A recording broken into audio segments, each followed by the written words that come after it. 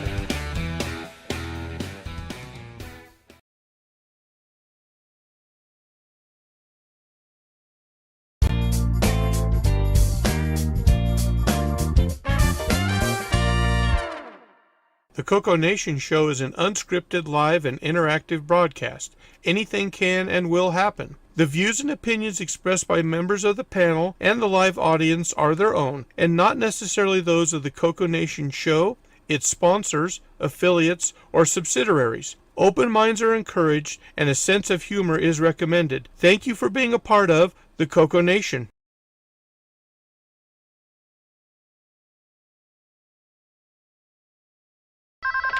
Radio Shack? Okay. What? The 80s called.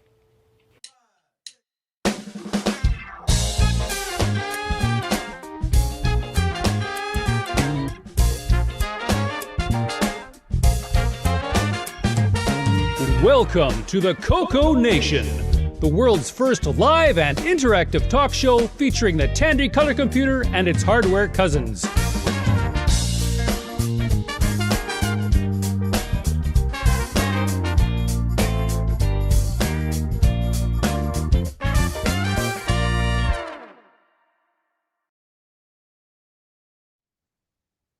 Hello, everybody. Welcome to the CoCoNation Show, episode 436. We made it to another week. Finally. All right, let's see. On the panel today, we have Brett Gordon Hello there. and Kevin Holloway. Hi, everybody. And yours truly, the button pusher. Next row, we got Frederick Micro Hobbyist. Hello, hello, hello. And today I am age equals age plus plus. Excellent. He's incremented. Semicolon. And I'm still a step ahead of him. Always. You've incremented too. I incremented too. Let's see. Ron Supreme Deluxe. Yes, I've been upgraded from just Deluxe to Supreme. Mm-hmm. And hello, Bob everybody. Welcome. Hello, everyone. Welcome to the show. And on the bottom row, we got Rick Euland. I just want everyone to know I wear the shirt because I stand in solidarity with our fellow Canadians against the LA Dodgers.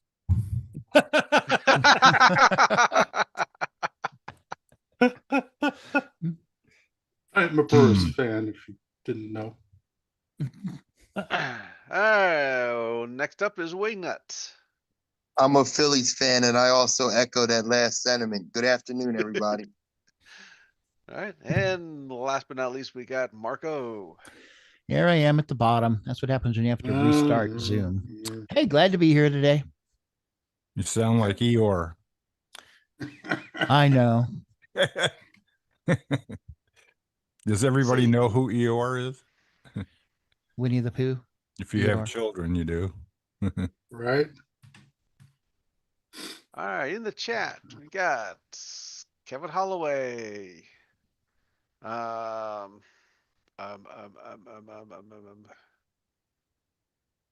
Who?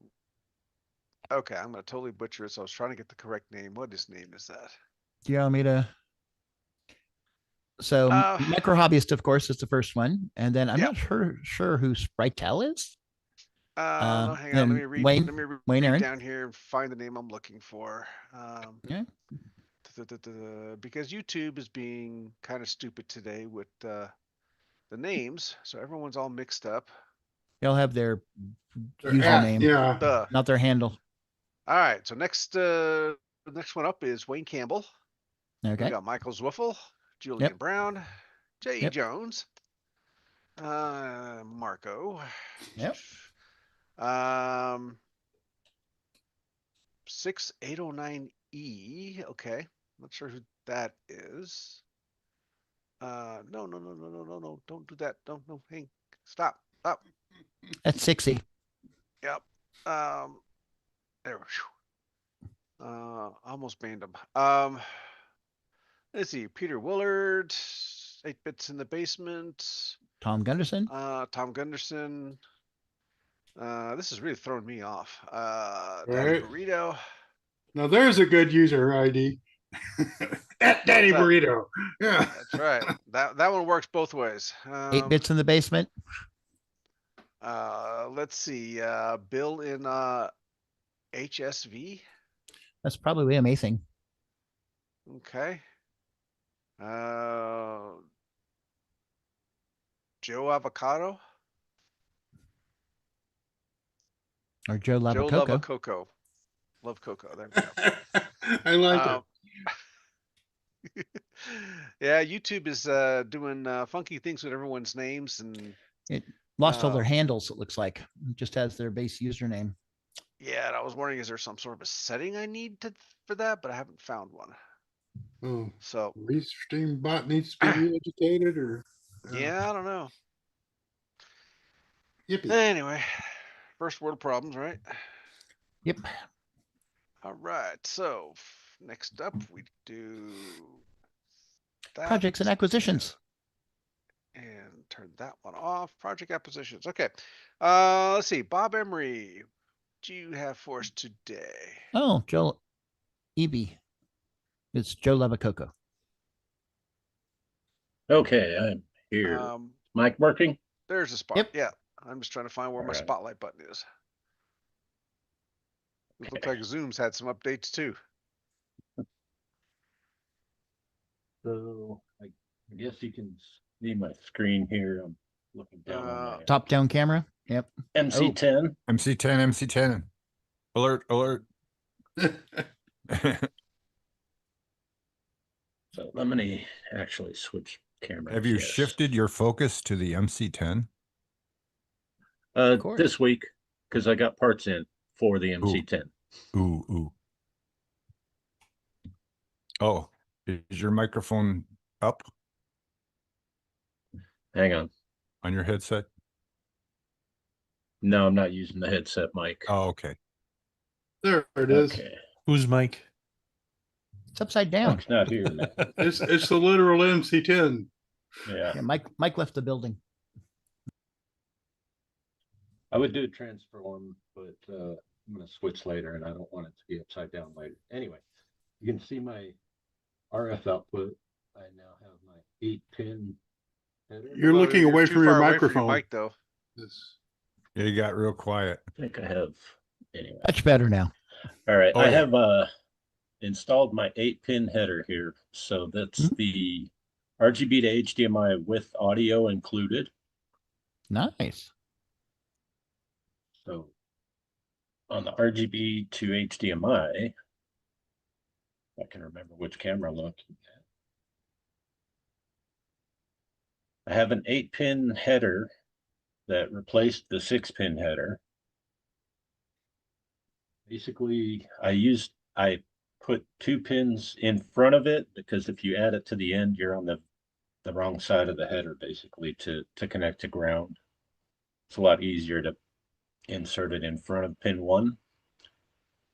So everything shifts over 2 pins, and audio ground is pin 1, audio is pin 2, and then all the normal pins are 3 to 8.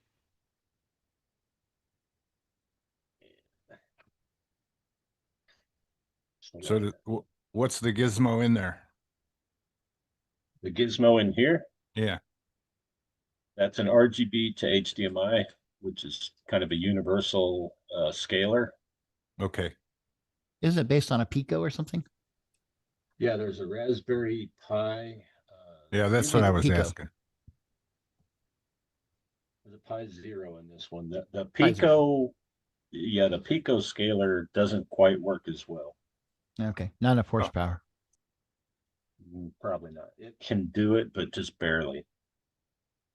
I haven't really had good results with it. This one is set for YUV, so it works with the 6847 rather than RGB.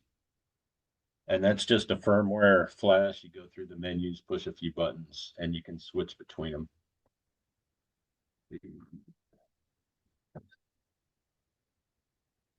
Switch cameras again. So let me ask you, if you put that you put that on your machine when you plug it into an HDMI monitor, you don't have to worry about scaling or anything? No, with the RGB to HDMI, it pretty much comes out full screen, 16:9, and the borders will be even all around. When you do VGA output, that's where you tend to have to adjust borders and centering and stuff. So the HDMI converters are generally a lot easier in that respect. Good. The other thing I wanted to show, because this was actually the main thing that I had to fix, was these crappy keyboard connections. Take that up in and out about 3 times, and they just start disintegrating. I tried to do a repair with some Kapton tape, which Yeah. Good luck with all of that. Yeah. Yeah. So some of you may have seen this already in the MC10 channel, but You're losing your mic again. All right. You may have seen on the MC10 channel that I replaced those. This is where you want it to be upside down.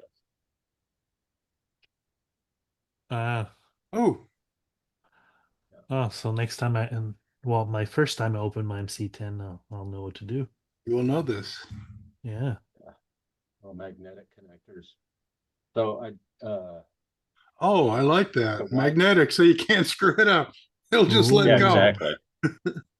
They're both keyed. They can't connect the wrong way. I mean, they could connect to the opposite of each other, but you're not gonna be able to reach. Where do you buy those type of connectors at? I get these off of AliExpress. Oh, okay. Sorry, where? Ali Express. Okay. One of the things you can trust them with. Right. Yeah, it's kind of hard to have fakes. Yeah, a fake They have line of magnets and plastic.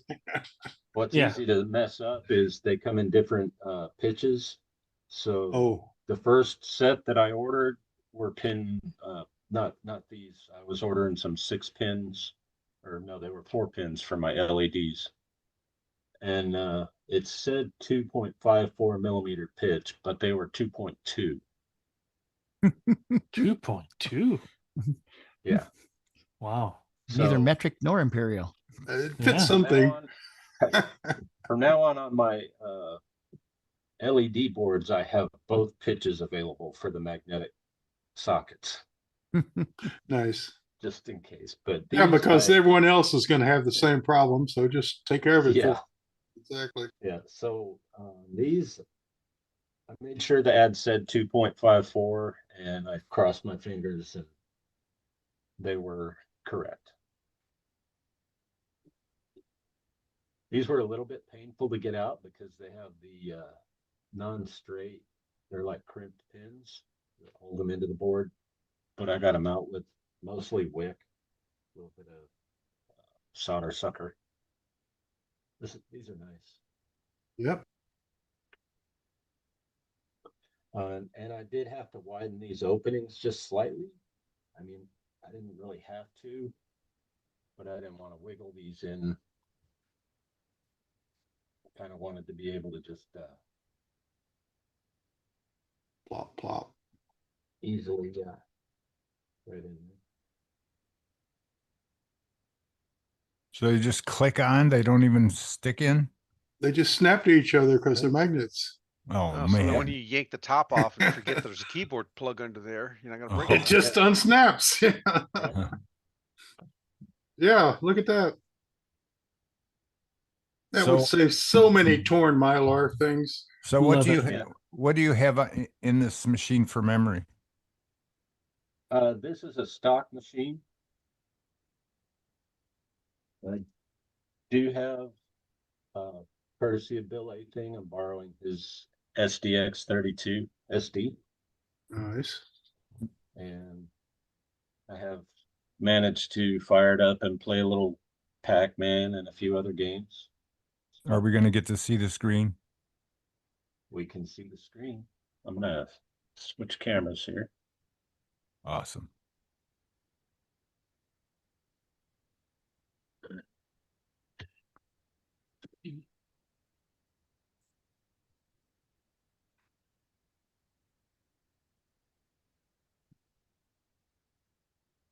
It's up here. This is like looking at a high performance charger. It's got all the goodies on it. It's ready, ready to go. Tricked out. Yeah. Totally tricked out.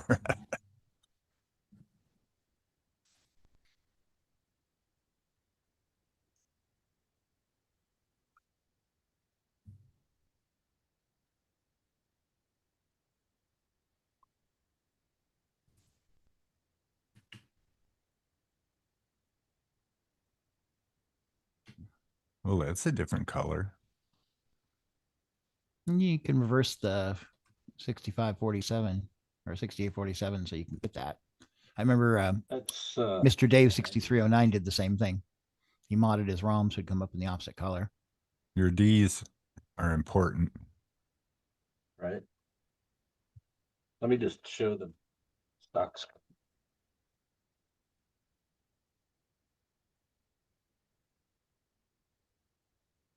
There you go.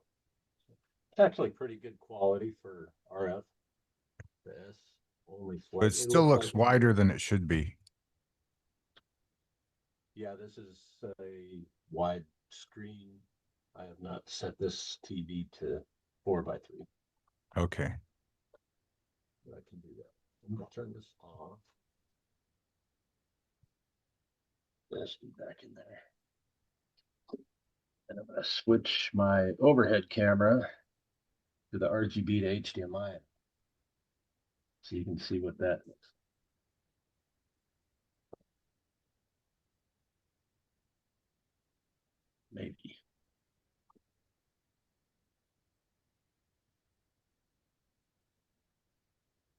Okay.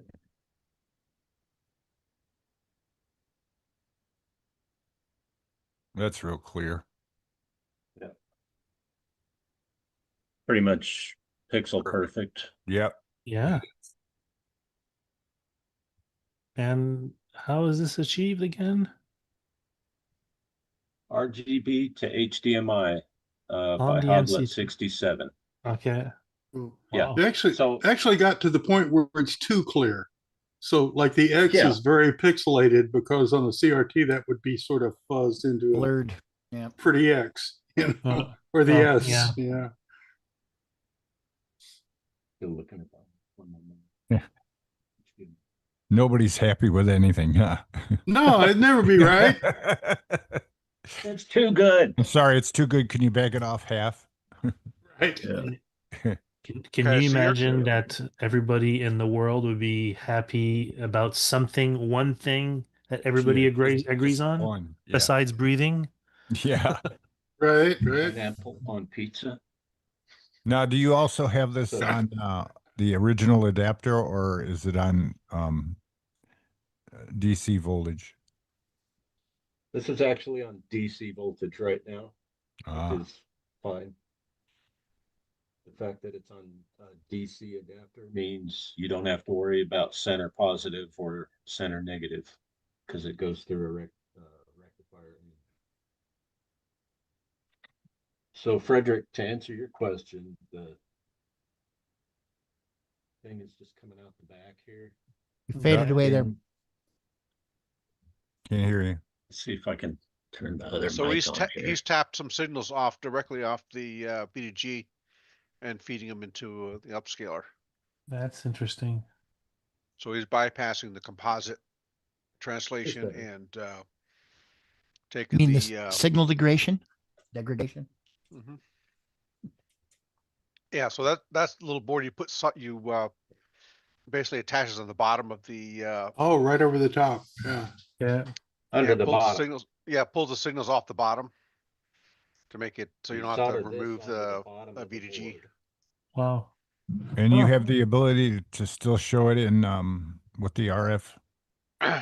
Yeah, because he's Yep. just it's just parallel. It's just coming out right here. You can still see my RF connection and the RGB to HDMI. They're running simultaneously. How does this compare to the CoCo DV? This is compatible with capture devices, whereas CoCo DV. Turn your head. Is this mic still not working? Dang it. So this is compatible with more capture devices, whereas CoCo DV is a little more finicky with certain capture cards because it's not actually HDMI or VGA. I don't know. It's not a standard HDMI signal, so some of the capture devices just don't like the CoCo DV or Gimme X for that matter. They're the same.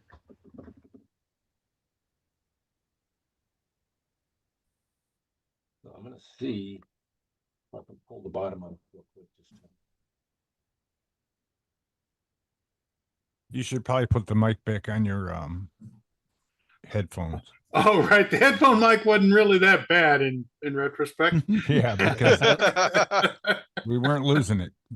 Yeah, I'm not even using the headphone mic though. It doesn't work very well at all. Oh, Well, it works better than maybe the background Yeah. noise cancellation is working really nicely on the mic you have now. yeah, that's true. Let's see if this.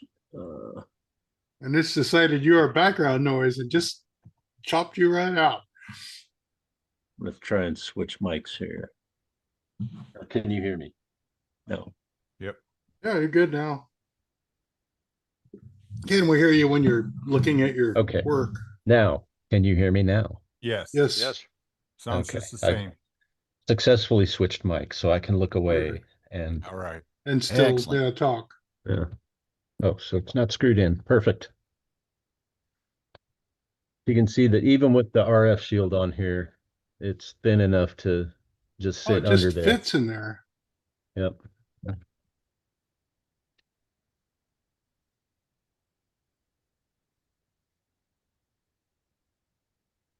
Power.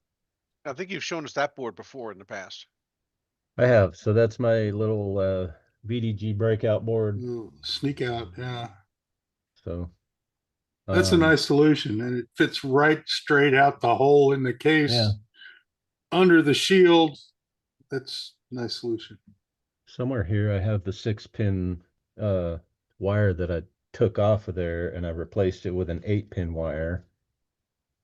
And the 2 extra pins, so 6 of them go to that board, and then the 2 extra go right to the RF modulator. And I did the I think who made the universal video? I think Marc Data Products. On their boards, they have a like a 1K resistor in parallel with a 1N4148 diode, just to filter the sound output. So I did that, and it sounds beautiful. No audio artifacts or anything weird.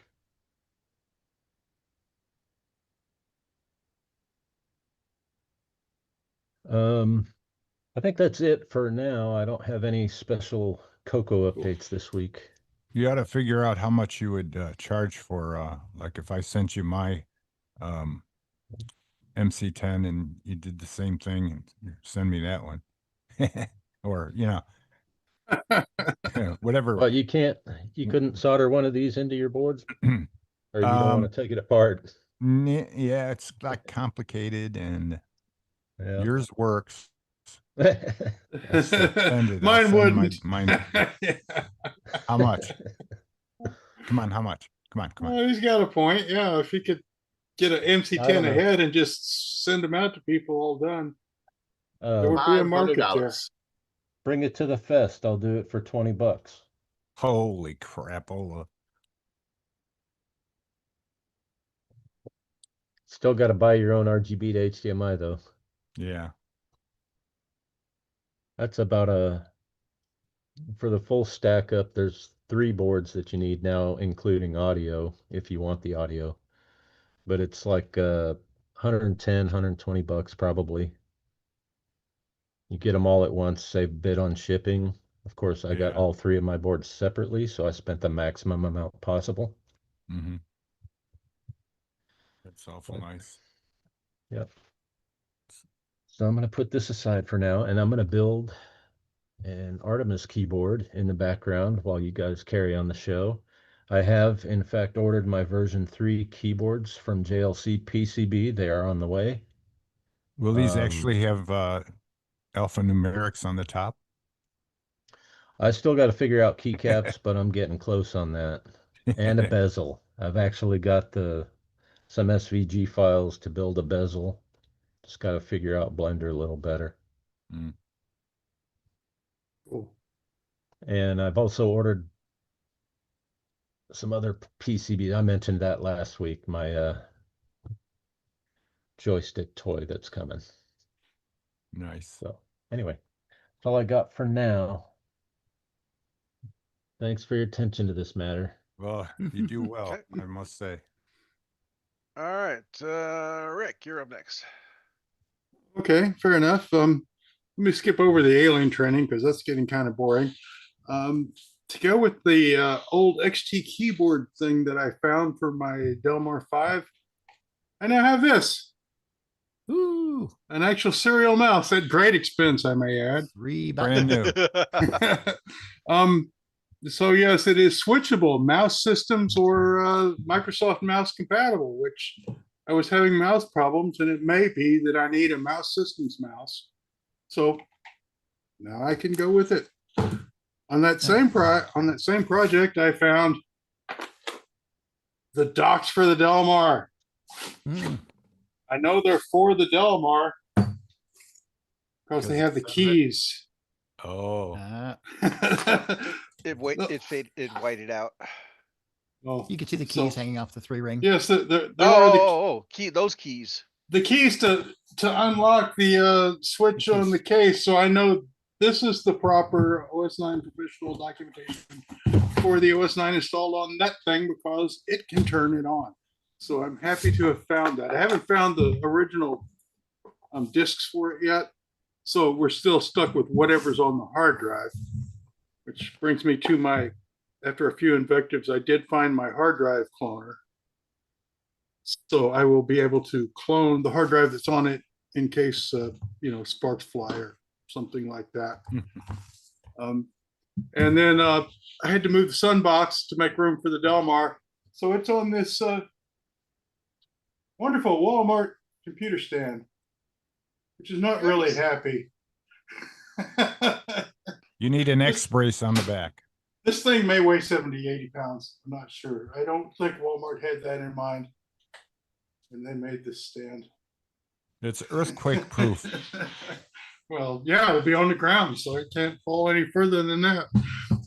In any case, that's where I'm going. I'm putting this together as I close out the bug sloshing on the other one. Okay. All righty. Next up, we have Brett Gordon. Hello, everybody.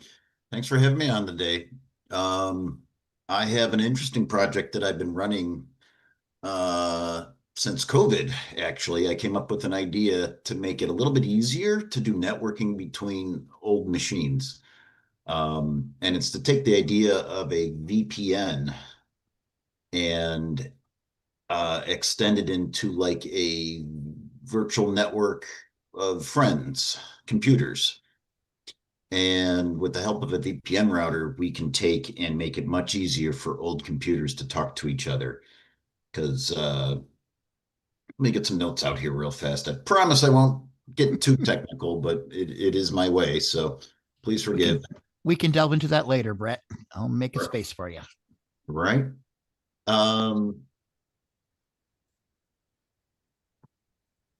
Kind of what's the problem is, like we have ways of actually getting to the internet now.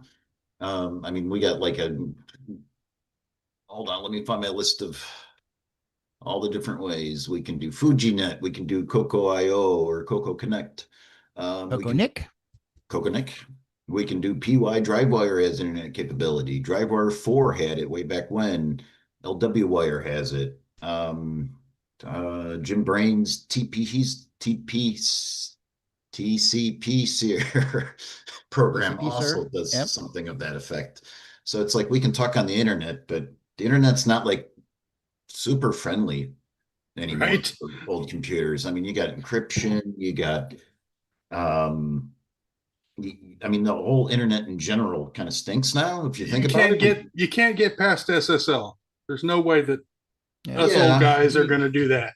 I mean, even and it's a pain in the butt. I mean, I hate doing it just on a real computer. And you got to remember passwords, and you can't.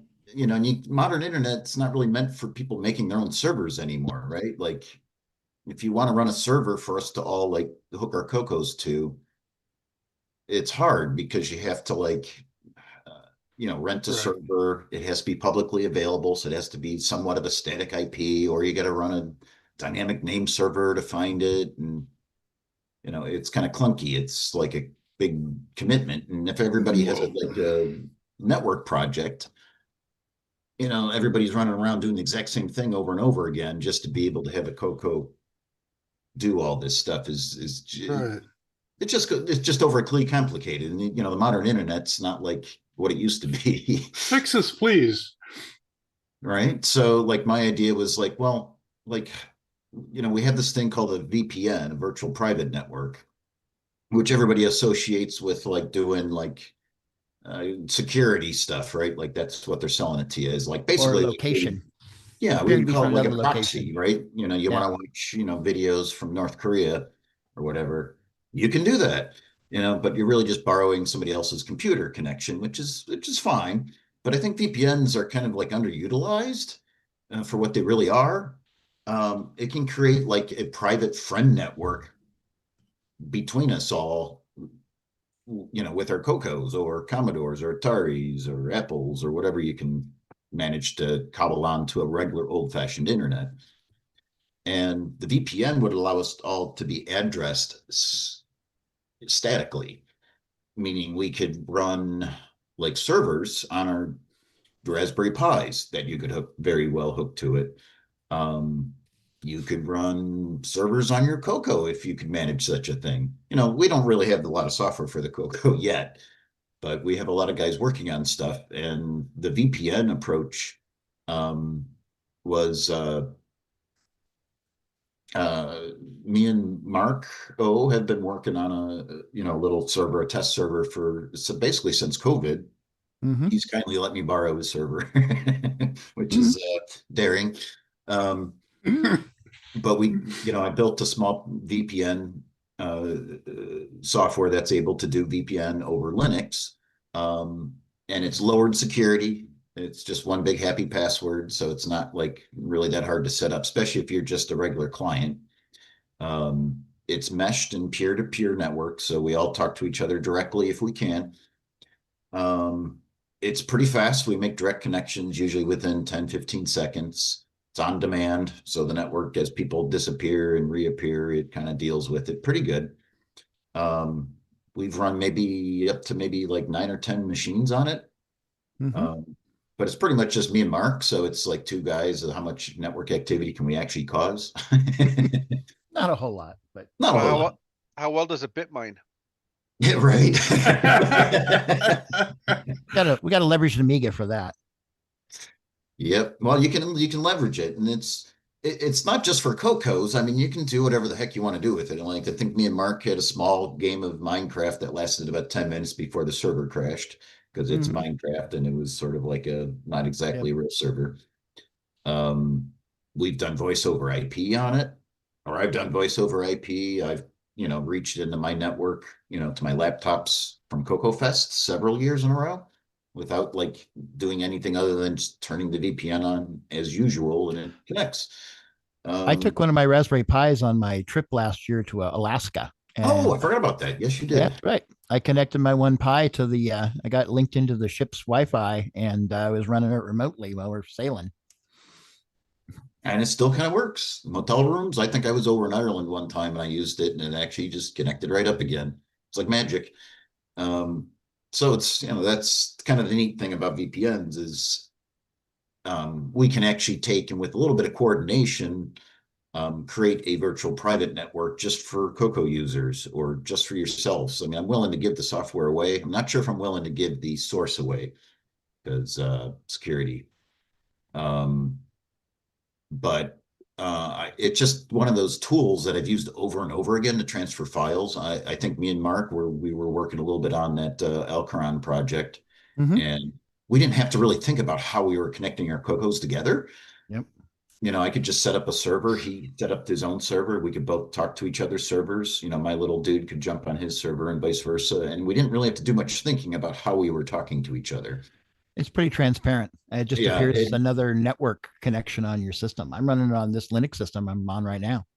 Yeah. By the way, I just pinged Lost Wizards MUD that's on there. Yeah, that MUD's been up since day one, I think. So we all have static addresses. So if I know Marc's, VPN address, which is just a normal internet address, really, it's just in the private ranges. I can just ping his computer and shell into the servers, and he can do the same on my stuff. I mean, I actually have my Raspberry Pi, which is my router for the VPN. It's actually hooked into my WRT 54 standard thing to make a new wired and wireless network.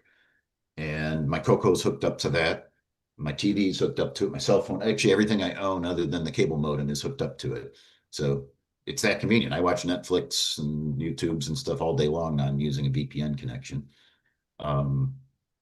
I think we did actually try one time to do a, if I'm not mistaken, Mark, did I open up one of the servers like to do the actual VPN thing where I actually used the VPN as the host to the real internet? Yeah, we did try that. That basically let you in Ohio then jump, I don't know if it was to my system or to somebody else's, but yeah, basically your location on the internet was different than where you're at. Just like the NordVPN and the other sorts of VPN systems that are available. Right. Yeah, it just kind of worked just like that. And we quickly turned it back off. But this network is kind of designed to be a pure mesh network. So once you have the secret password, you're in.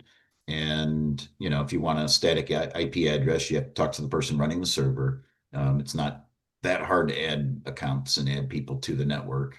It is designed to be mostly set up by the server, not so much the clients. So right, and the services, if you have SSH login to that system you connect to, then you could SSH in. If not, you might like William Astl's MUD, what's on an 8080 port, I think. Yep. So if you just connect to that IP on the VPN with 8080, then you get the MUD and it gives you a login and you're in the game. Or if they're serving a web server or whatever. So yeah, you can access whatever services that you're allowed to. So yeah, me and Ron Klein actually did a shared desktop, just the plain old, nothing to do with he was working on his Cocoa Pie project. We're looking to maybe incorporate the VPN into some support features for that. And we shared a desktop and it worked just like normal. I mean, we had a whole voice conversation for an hour or two and shared desktops, and I showed them, this stuff and that stuff. We did it all over the VPN, and it was like it worked fine. The cool thing about this is that it doesn't matter if you're behind a NAT or 3. It's like your system tunnels out, and when you try to connect to the other system, the common server introduces you to and basically gets your firewalls to start a connection. And then it's a direct peer-to-peer thing.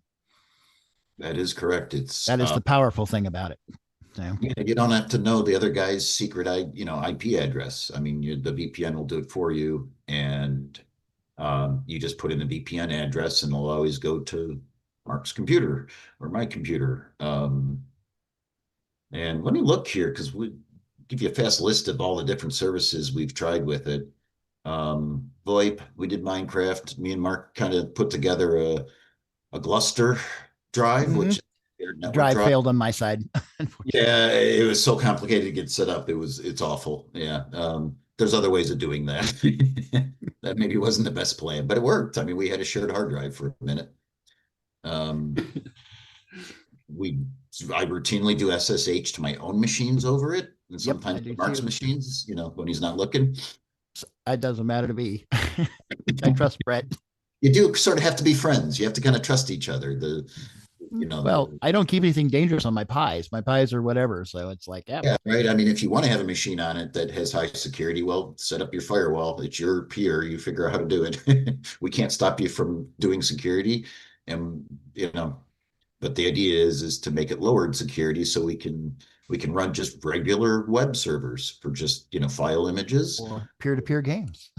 Peer-to-peer games in your own unique IP protocol that you've invented, which I tend to do a lot of. So it's like, I don't have to really pay attention to, I can just create my own networks, I think I told Brett, it's kind of like, we're on the internet, but we're actually running along in the breakdown lane. Yeah, like we're in the old-timey internet. Pretty much, yeah. We've done MQTT, yep. Telnet, that's a given. What's the other? Telnet and IRC. That server was, took 2 seconds to set up. And Samba, I've done the small memory block, whatever the Microsoft file sharing stuff is. Samba. Yep. Samba. SMB. I've run a Rocket server, which is like a social media server. DNS. So we have a couple DNSs set up right now, and subdomains and the whole shebang. It's just like the real internet. It's just a tiny little internet with a few, with like a dozen machines on it. Machines can come. Yes. It's been a really fun project, and we've been testing it for about 5 years. It's been since COVID.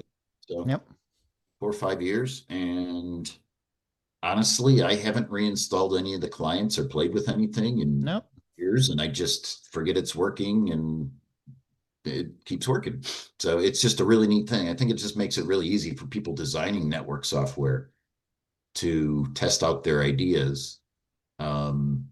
And remember, it all talks to the regular old internet. So any of the newer technologies like FujiNet could exploit it. Anything, like Rick, your stuff, you could do that with real easy. It's just regular internet. It's just old timey internet. If you want to whip out a server real fast to play a game of Doom, I mean, it's not really CoCo stuff, but I don't care. I mean, it's your peer-to-peer. So with the networking stuff we have for the CoCo, it's more than acceptable. I mean, it's our own network. It runs on top of the internet or under the internet. Yep. It's just like the old timey little internet stuck into the big internet. And my software seems to do a pretty good job. And there's alternative softwares. I mean, really, you could set up stuff with like Nebula is a system by Stack that's designed to kind of do very similar, but it uses fancy like OpenSSL certificates and stuff like that. And I don't think the addressing is quite as dynamic. Like you sort of, anyway, that's getting too technical, but nothing really seemed to fit the bill until I actually just did it myself. Something that's easy to set up. It's not really that hard to set up a server. You can set up your own servers. Not that resource intensive either. Yeah, I mean, we can connect servers together, so one VPN could talk to another VPN as long as one peer belongs to both. You can route them to each other. I couldn't even stop anybody from doing that. There's no controls over somebody from, expanding the network like that. So it's a little bit Wild Westy, but it is designed to be a lowered security for friends.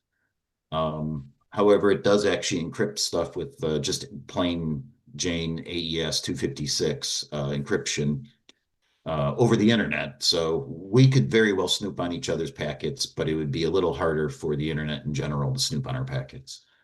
So it's not really like high security, and I won't guarantee that it's secure even for its situation as it stands. The security stuff and encryption is really tricky and really easy to screw up. So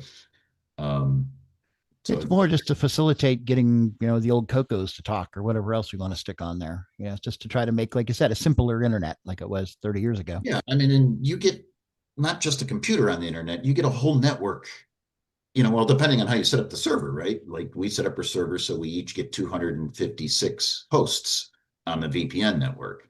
So if I have 2 CoCos, a Commodore, an Atari, every flavor of Macintosh, whatever, I have 256 unique addresses that can be gotten to by everybody else on the VPN. So if I want to talk to a certain computer of Marc's behind that VPN, it's a full-on network. It creates, it's really easy for us to talk to each other's computers if you decide to stick it on the our VPN or just a VPN in general. But yeah, it's just come in handy for communications, team programming efforts. I run Git like Git servers, so I can store my own stuff in a controlled manner. I have a web server. That also limits the Git access to only people on the VPN too. Yes, true. Yeah, like it's. So here's a question. Yes. If I had a CoCo with Ethernet access, what would be the first mile to get on the VPN? Do I need a local server to do it? Could I go to some dark web address to jump on the VPN? An unpublished quiet address that I could connect to. Well, there's no encryption, There is the catch. My software works for Linux. So anything that runs runs on Linux that has a network connection, or more properly, 2 network connections somehow, can be made into a VPN router. So some third party needs to provide the intermediary where the CoCo connects to jump onto the VPN. Or you could with the Raspberry there. Pi. Well, right. No, I'm just trying to figure out what is the first mile from a CoCo to the VPN. And that would be some intermediary, which doesn't even have to be local. I could throw a burner laptop on the internet with an unpublished address and let people connect to it. And as long as it didn't respond to anybody else, then that would be sort of security by obscurity and might work for a minute. I'm just trying to. Yeah. Well, I would have to think about that if that would work. That wasn't the use intention, but that's I'm just several things that I'm trying to break your project, man. Don't you get it? No, it's very breakable. That's what we do. We all try to break each other's stuff. That makes and it I've better. discovered some really unique things that the VPN is sort of like gets out no matter what. It's if it finds. But we really need something. The CoCo can't go on the internet all by itself. I've proven many ways over. Nobody. I'm pretty sure the CoCo could do the math behind the encryption, but I'm pretty sure the connections would time out before the CoCo would time. Yeah. Well, yeah, it wouldn't get it done. It can't do SSL at all. But even when you're just connecting HTTP, there is so much crap going on nowadays that you're going to get exploded, even if no one's really trying, just because that's how the world works now. Yeah. Even with the WisNet? And my idea was the connection's fine. It's the crap that's getting thrown back at you from the internet at large. As soon as you ask someone for something, 12 other people are going to blast back with stuff. Okay. It's crazy out there. It really is. I can see where the VPN idea came from. It's definitely needed. So we can have our own little private internet for 8-bitters. That's all just us 8-bitters, and we can all security, compatible with each other because we've all got the same level of processing. And yeah, I can see that being really helpful. And it'd be really super easy to put a server up, just to test a game out, like test your new idea out and then tear it down in 12 seconds because it's on your local computer. You don't even have to SSH anywhere. But maybe, Rick, to answer your question better, is the VPN would work on a local router. Right now it works on Linux because I do Linux programming. So that's kind of what, And it was the easiest way to write the tap ton. I got to reprogram my WRT. You can put it on a WRT. Yeah. Yeah, that would work. I haven't tried it, but Yeah.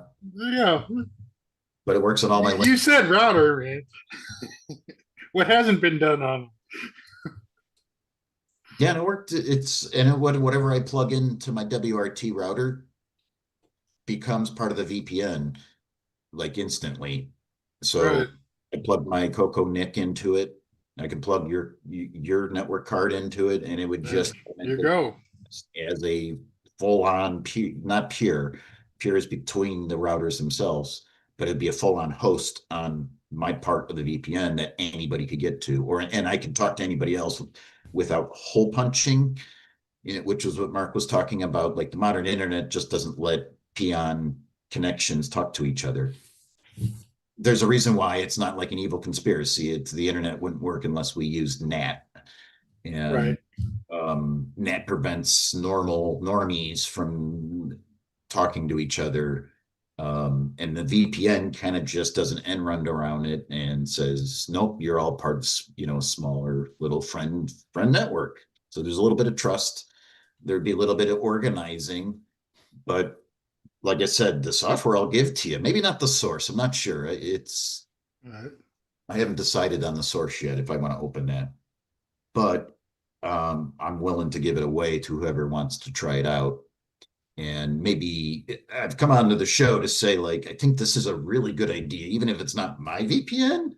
Look into the VPN stuff because I think it's a wonderful tool for anybody who's developing software for networking with all these old crap adapt machines that we're running.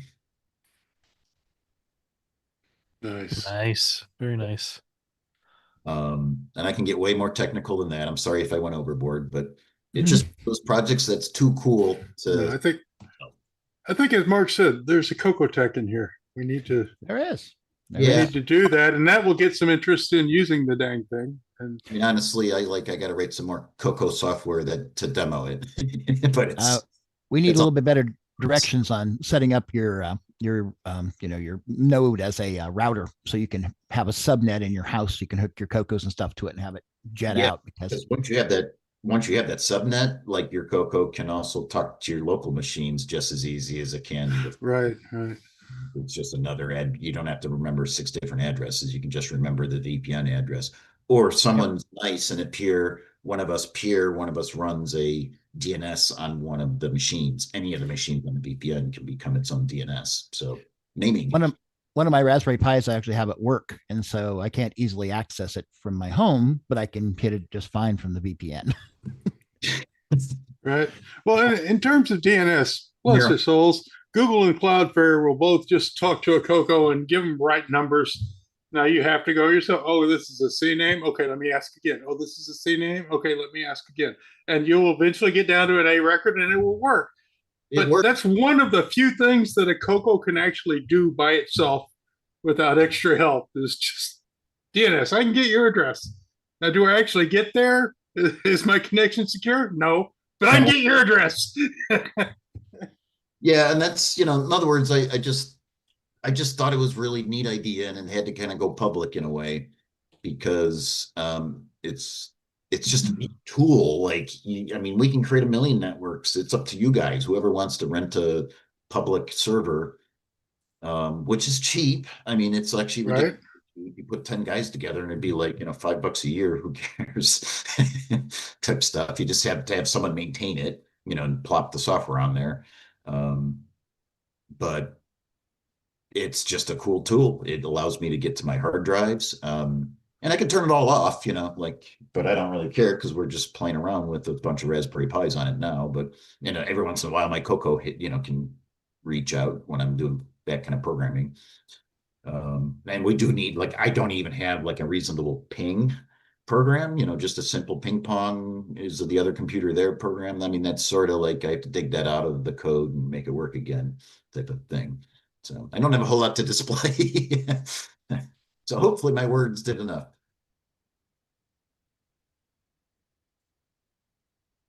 And that's one of the projects I've been working on.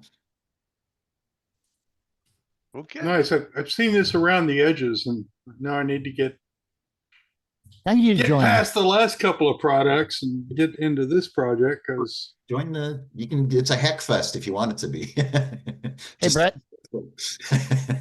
Hey, Brett, you might want to check the chat on YouTube. There's some people asking some questions. I answered a few of them, but there's a couple that you'd probably be better equipped to. Cool. Any other questions from the panel or from the audience? Well, yeah, but not for the show. Yeah. Okay. Any other project updates? Nope. Okay. So how do we want to do things next? Start news or go into the game on? Probably. I understand them. I have to leave a little bit earlier than I'd planned on, so I've only got another 35 minutes or so. Oh, well. Okay. So let's take our commercial break and move into the news. Yep. And maybe Rick can help me out more than just showing the slides. Anyway.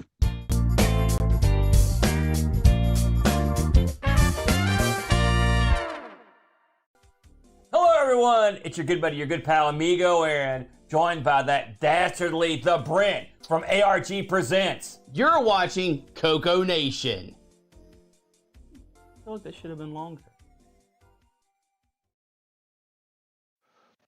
The CoCoNation show would like to thank the following patrons: AC's 8-Bit Zone, Alex Gare, Alan Huffman, Barry Tompkinson, Boysen Tech, Brendan Donnie, Brian Walsh, Brian Weasler, Karen Askham, Coconut Bob, Daddy Burrito, David Ladd, Derek Smithson, Diego BF109, Don Barber, Eric Canales, Frederick Segard, Glen Hewlett, Graham Wabke, Grant Leedy, Henry Gernhardt, Henry Strickland, Jason Warrens, Jeffrey Drywater, Jim Mullis, Justin Larson, Ken Reichard, Kevin Holloway, Michael Hill, Patrick Euland, Paul Fiscarelli, Paul Shoemaker, R. Allen Murphy, Richard Harding, Rob Inman, Rocky Hill, Steve Bateson, Terry Trapp, TJB Chris, Tom C., Tom Gunderson, Tom S., William Athing. Thank you so much, patrons. If you would like to support the CoCoNation show, sign up at patreon.thecoconation.com. Hey everyone, I'm TJB Chris, and I'm watching the CoCoNation live show, and so are you. And probably shouldn't be pointing that thing at you. Enjoy!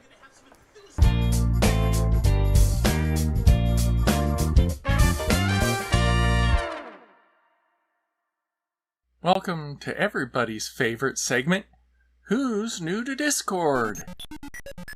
JJ Jacer says, your name? Jasper. How do you retro, fix systems, and mod them in a way that hopefully keeps them in spirit of what people would do to them back in the day? I own a CoCo 2 that was missing a case and have integrated it into a portable record player case along with a custom-made mechanical keyboard. Looking for ideas for mods, repairs, schematics. Z Dean says, your name? Dave. Your systems?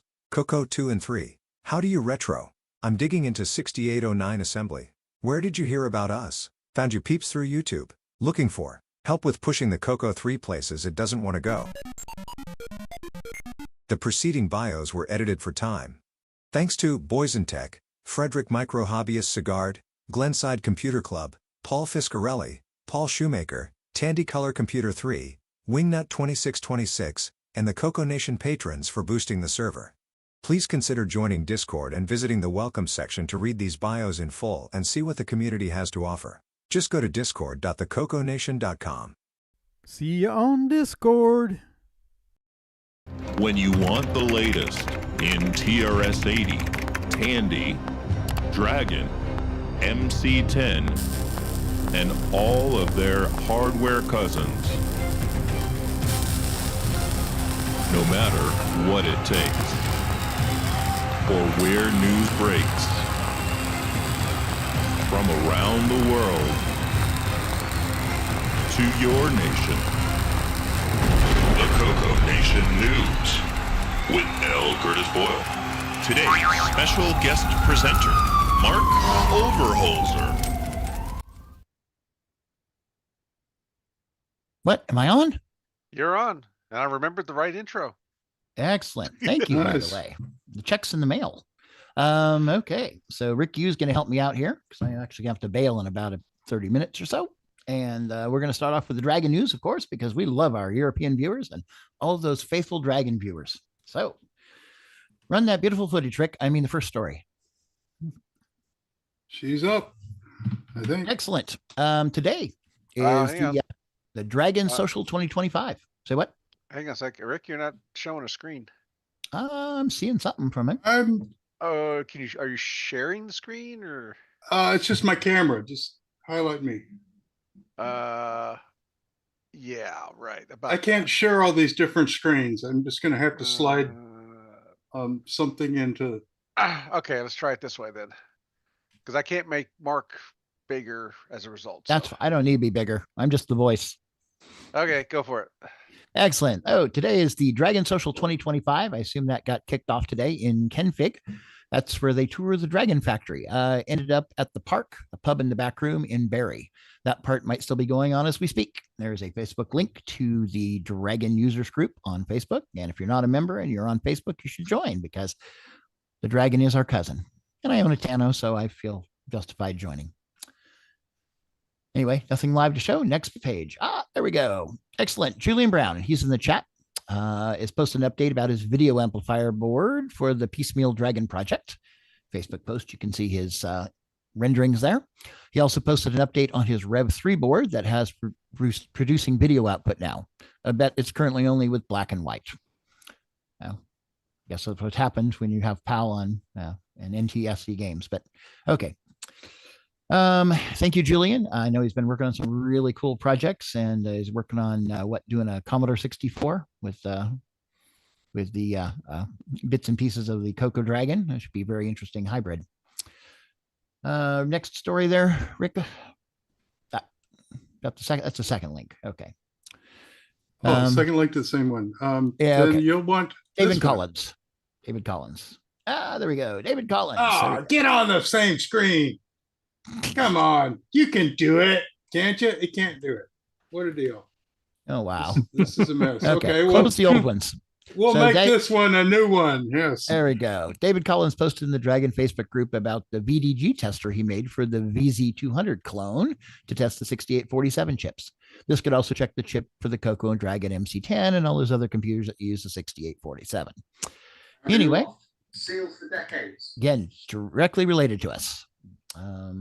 Facebook again. Oh, by the way, all these links are in the news notes we put on the CoCo Discord. I haven't posted a link to it, but most of you know where it is. Otherwise, just ask somebody. And last one for Dragon 32 is Earie's 8-bit workshop put up an 18-minute plus video showing the history of the Dragon, the unboxing, first power up, and some classic games on the Dragon 32 that was found in a loft after decades of storage. It's always cool to see people rediscovering the Dragon after all these years and throwing some light on it. There's a lot of content in here. I don't know what we want to see, so we'll just kind of slide past it all here and call it a preview. Anyway, go check out his channel. You want to see some of that stuff. And if he has lots of Dragon content, you might want to subscribe and give him a few likes. Okay, that should wrap the Dragon news. We only had 4 stories this week. It happens. Sometimes we get 6, sometimes we get 1. Anyway, Rick, you moving along to the CoCo 123 and other platform news. All righty then. You'll notice we're carefully trying to get this done while Mark's still here, so I don't have to read this stuff. Okay, Erico Monteiro pointed out some links to some articles about a guy who worked at Prologica. That was one of the creators of the Brazilian clones, the CP400, and there was another model also, as I recall. But anyway, it should be very interesting. Somebody who worked there is going to have some good insider knowledge. Anyway, it is Facebook again. Can't get away from it, unfortunately. It's the same story, different person. Okay, it looks like, yep. Anyway, some of its blog posts you can translate to English. The Prologica CP200 Dwarf. And I'm not sure. I guess the CP400 was like a CoCo clone, but I think this 200 was a clone of some other system, and the 500 was a clone of another system, because they made different systems, so different families, different processors, and all that. So anyway, should be some good history in there. These are always great. These people that work there firsthand and have good inside stories and knowledge about what happened that may not have been recorded otherwise. Okay, Rick, moving along. Story number 2, Jeff Noyle. He is a member of the CoCo Discord, and he's been working on a new Ultima style game called Mythbearer. Or Mythfarer. Yeah, originally called Mythwalker. It's been renamed Mythfarer due to naming conflict reasons. He apologized greatly for what was his one that he did with was the seventh something. He was really disappointed with how it came out. He felt he kind of let the audience, the people down. So he wanted to go back and recreate this game and make it something that you would be proud of to play. And it is fantastic. He has like smoke particle effects in the live game. It's like, wow, this is like pushing the CoCo 3 to the max. Anyway, basically it's going to run on a 512K CoCo 3 as well as our Windows PC emulator. You can check it out on Steam. There's a link in the show notes to get there. Essentially, it looks like some of the Ultima games for the Apple II, but it's got the CoCo's better processor and better effects to push it along. Anyway, I think it looks really cool. Go chat with him. He'll respond to you on the CoCo Discord. Anyway, next slide, please, Rick.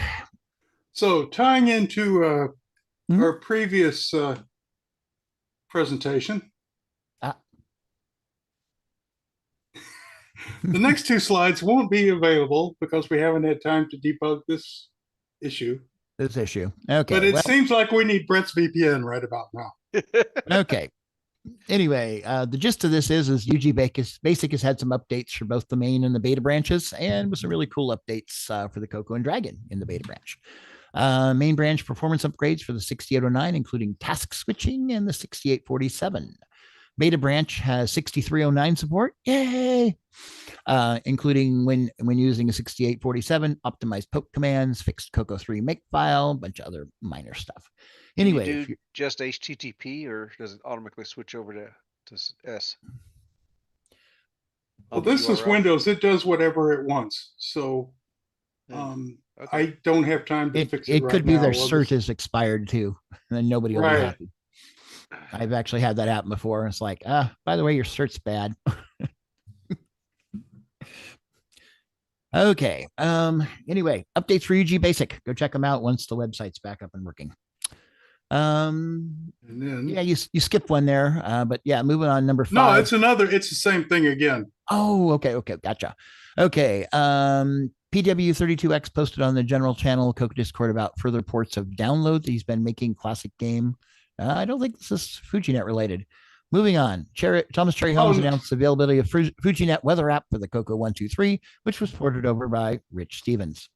So weather app. Oh, you missed the one that said either preload video from CoCo Lobby General Channel or maybe show it live from there. Okay. Which yes, neither one of us did. Neither one of us did. Okay. So anyway, on the general channel on the CoCo Discord, this is the downland port that he's doing. Looks like it has working on the SG-1000 and the CoCoVision, as well as Sega Game Gear. Anyway, Right. So there's a video there. Stop. Okay. Sorry. And he's working on an NES version. So jumping around. Okay. Thomas Cherryhomes, that looks excellent. The weather app. I should fire up my FujiNet and give it a try. Okay. Next slide, since we don't have the video to show. Okay, so we're at the Keith Frechette. Okay. Yeah. We can probably do that. Give it a He is shot. the gentleman working on the SAL, Structured Assembly Language Translator. And this has been very interesting following this, basically trying to have a high-level language which translates into assembly language very tight without all the overhead, basically. Very, very interesting, targeting 6809, which means a lot of interest in various groups. And he does post in quite a few of the 6809 groups that I'm on. So, all right. So radio. Anyway, I yeah, I go ahead. have Tim Gilbert's picture. Would you like me to show it? Yeah, why don't you do that? Okay. Let's see how well I can layer a single screen.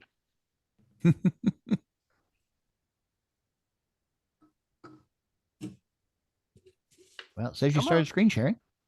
Come on. There we go. Ah, excellent. So this is the get together in England. Giving us a toast, I think. Excellent. Nice. Look at that. It looks like Dragon 32 there in the background. Mm-hmm. It's always good to get together in real life. We always appreciate it when we can all get together. Okay, Rick, we're back to Keith Frechette's Facebook post. I just got Google. We could be. Okay. It says that his link to his GitHub with the project, he mentions he's been focused on control statements like if, else, do, while, and that expression statements are next. So it's a emerging project, but it could be a good compromise for people not wanting to delve into the assembly language directly, but be able to get closer to assembly language speed. Okay, next one. YouTube channel Prologue Life 10.3 released a 2+ hour video where he goes through the various So Radio Shack. Pretty awesome. TRS-80 computers. So let's see if I can get myself together. Shows his MC10. Hey, that's one of those Sharp / Radio Shack. Oh, there's the what model 100, 102. Sorry, I'm You're trying to see what he's got without. scrubbing through. Yeah. So MC10 should be about 2830, it says. 28. Also, he shows this first gen CoCo gray multi-pack. Thinks it goes with the Model 1 rather than the CoCo. And the Candy Bray did CoCo 2. Oh, this is the funnest one of them all. I forgot all about this Oh, one. here it comes. There's MC10. MC10. Yep. That was He also has a CoCo 1 and a floppy controller. That was the evolution. It was the Okay. this little Yeah, one. that gray multi-pack is for the CoCo 1. Or 2. Yeah. Looks like he's got a And ton of this one candy stuff. was somewhere in there. Except for, I think that's a Oh, Commodore that's what I was C64C missing. there. See, little that was a little bit bigger than the portable. That's why. Okay. Again, we don't want to show the whole video. We want you to go to their channel and watch the stuff there so they get the views. Again. So then the other plug. Okay, what's playing now? Are y'all hearing all this mess? Yep. Yeah. Jump to the next one.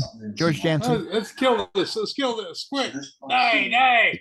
Could be background noise from his feed too. So. Okay. Well, let's go to George Jansen.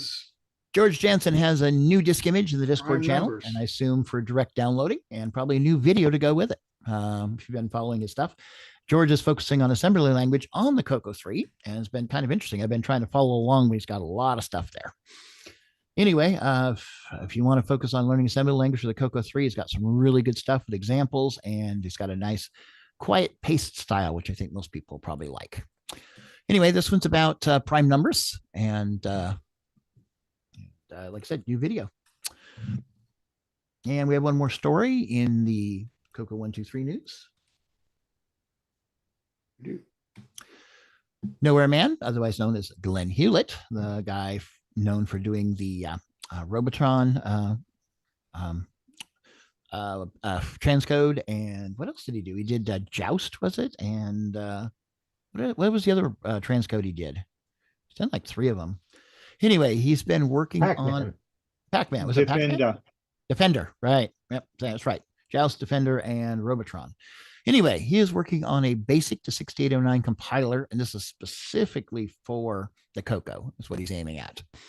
It says he's adding support for the CoCo's MP3 hardware. Oh, that must be the one that Bruce Moore is working on. Anyway, his GitHub to the BASIC to 6809. You can download this, compile it, and try it. And again, it's aimed at the Dragon and the CoCo 123. And it should be, I don't know, compared to ugBASIC, it's less generic, I guess, a little more focused. Speed-wise, we'll have to do some speed comparisons, throw some code up there and see who does better. Make it a race. Anyway, that wraps up the CoCo 123 news. I haven't been watching here. If there's a lot of comments, I should be. Put on Discord. Okay, doesn't look like anything major. If I missed anybody in the comments, I'll get back to you. We'll fix it in post. Okay, Rick. There you go. Moving along. The games? Yes. Yeah. Do we mind doing the game on news? We got like 9 stories here, so. Or no, we got 12 stories. And I got 15 minutes. Okay, so I might have to give these the treatment they deserve. Talk fast. First up, hey, look at that. Nick Marentes has a new game up on itch.io. It is pinball. Never heard of that before. That does look cool. He's been teasing the game mechanics, and it looks really smooth. I think this is going to be really excellent. So you should probably go check it out. Anyways, I heard he's using real live 3D and not motion, but I mean yeah, motion capture. Yeah, exactly. Yeah, the best. Everything in there. Yeah. That's right. Excellent. Anyway, that you'll believe anything. And no math. We already believe everything anyway. Anyway, my story text here says Nick Marentes, after extensive gameplay testing by Steve Rasmussen, otherwise known as Buck Owens, has released his 512K CoCo 3 pinball game featuring digital sound effects and smooth scrolling playfield. For the first time, Nick has made it available as a digital download from itch.io.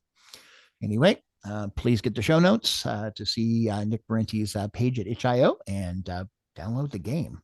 Yeah, might as well pick up the game while you're there. Yeah, we'll probably pop up on the Game On Challenge some point in the near future, so you want to be prepared. I would never Next expect week. that. So, Nick, how many frames per second have you been achieving on this? It's getting 60 frames. It is getting the 60 maximum frames. Right, yeah, it is Wow. working. Yeah. Wow. Yeah. Okay. I know it looks smooth when you're playing the demos. Even through Zoom, it's like, that looks pretty smooth. It's like, Yeah, in real Yeah, life, try it. I was a little unsure of that scrolling screen idea when you first showed it off, but it worked. It seems to scroll smooth enough. It's not distracting. You have anything you want to add, Nick, since you're here and you wrote the game? Well, I mean, I think you're in a hurry, so get through the news. Have we done the game? The game on challenge? Yeah, we have the game on. Yeah. Do you want to loop back and do some? We can do it in there. Yeah. So that doesn't hold you up. Cool. We'll put a pin in that. Okay, moving along to number 2. Laird's Lair on YouTube compiled based on Facebook votes and other things, the top 20 Dragon 32 games. So, and probably will recognize a lot of these because they've probably been ported over for the CoCo. I wanted to make. It's irritating. YouTube moves the stop button when you start a video. Yeah, when you start a video. Yep. Okay. So did you want to scrub through a few of these and see how many we recognize? I'm sure we'll recognize a lot of them. Let's see. We probably will. Oh, come on. Move with me. That looks kind of familiar. That's kind of berserk, isn't it? It's black and white. Okay, there we go. Yeah. Berserk. I think we played that. Or some variation of. Yeah. Just scrub through a little bit and then we'll move on. I don't. That looks familiar too. The one before this Pac-Man style one. It's better than the Atari Pac-Man, shall we say? Isn't most things better than the Atari Pac-Man?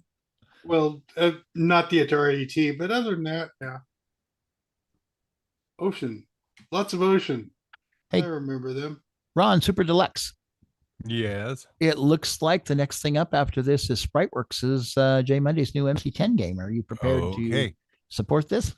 Uh-oh. No, What have you I got don't to have say? much to say. You'll just watch. What can you say for yourself? How much this we want to play? It's not very long. Okay. Make a reaction video of something that I. Yeah, it is. It's 8 minutes. Watching for the Oh, last play the first few seconds. I think months basically, because I received this rogue package. Oh, another agent. Guess who? I picked it up. You guys don't know how to blur your faces out or anything. It was back in Right. September. They're obviously not taking this very seriously. And I read it along with you, and we had fun, right?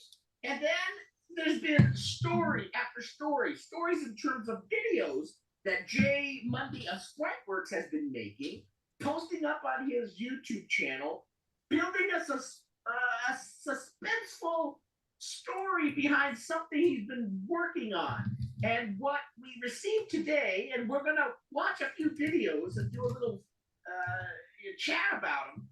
He announced a video game for this little wee computer called a TRS-80. Okay, Rick, let's cut it off there and move along. Color computer. By the way, Michael says, great game from Nick. I'm up to 19,140 points.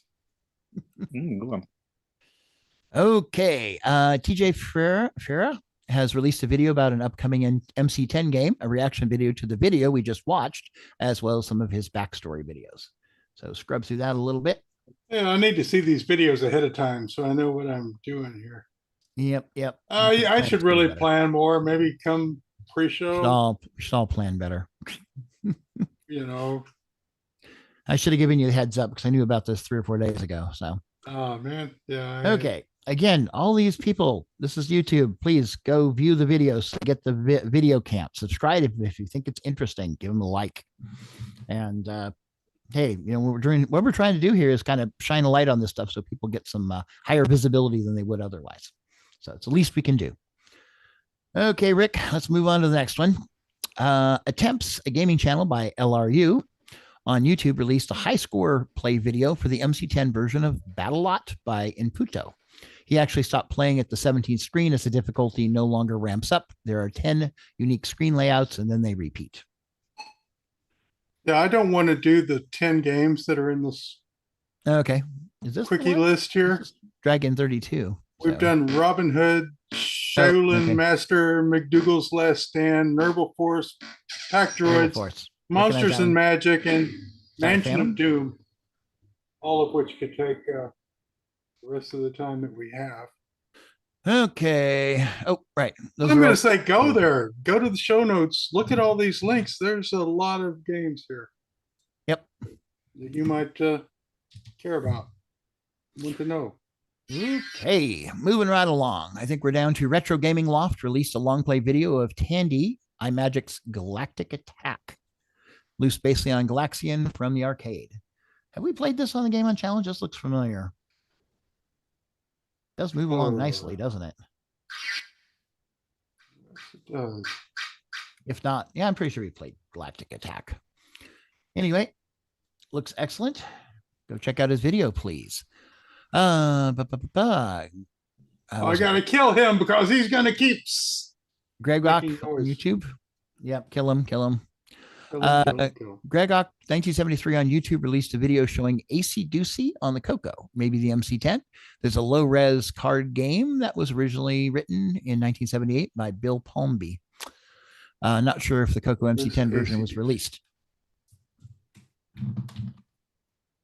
Sorry, folks. Nope. I've had a spaz. Come on, go. You can go. Oh, it did a YouTube, sir. I clicked in the wrong box. These demos never go right. Because this is. There we go. That's it. AC Doocy. This guy. Yes. Yeah, that could be an MC10 game. Well, if not, it'll be one by the end of the show, because we know that Jim Gary is exactly. He'll port it if it's not there already, right? AC-Doocy on the TRS-80. It was released in 1978 and created by Bill Okay, now Palmer. where am I? Sorry, So I'm what's having this a game all about? technical malfunction here. That's okay. We'll move on to the next one. Not a whole lot to see. No. It looks like Thomas Cherryhomes has announced a P Mode 3 version of FujiNet's 5-card stud multiplayer online poker game. Has the CoCo beta version released for players to test. Lobby integration will be added soon. So I know that he was showing, I think last week, he had videos up of Apple, Atari, Commodore, and the CoCo all playing in the same CoCo hand, I guess. And so there are multiple platforms playing in the same game. The lobby, I understand, is for integration and for keeping and stuff like that, so that you can track things, chat people, track players, track games. Anyway, it's cool to see more stuff coming along. It's excellent. It's cross-platform. It's about getting all the communities together. And of course, the FujiNet's based on the ESP32, which has quite a bit of hardware for getting things across the internet for the poor old machines like ours. Anyway, another Facebook post, of course. Moving right along. For those who speak Portuguese, Henrique Porto from the Color Brazil Color Club has translated the text in multiple CoCo games from English to Portuguese and uploaded them to the Color Computer Archive. This would be for the CP400s, the Kodamax, and such. Anyway, it's a Facebook post, but you're going to find these on the Color Computer Archive because it appears that the Color Computer Archive is where all the Brazilian CP400s go to get their code too. Cool. Yeah, it's best to have a nice, stable repository. So. Right. Central Okay, place. Rick. 2 more stories. ZX Frankie has released a high score video on the YouTube channel showing Ghost Attack on the Dragon. This is basically ComputerWare's Pack Attack, but changed slightly for the Dragon, including the maize color. Maybe roll that video a little bit, see what it looks like.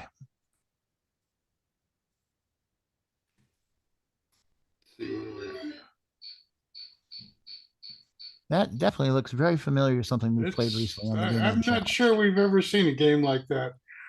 No, maybe not. What if we get to work on the CoCo 1 or 2? Right? Familiar, but not familiar? The speed's pretty decent.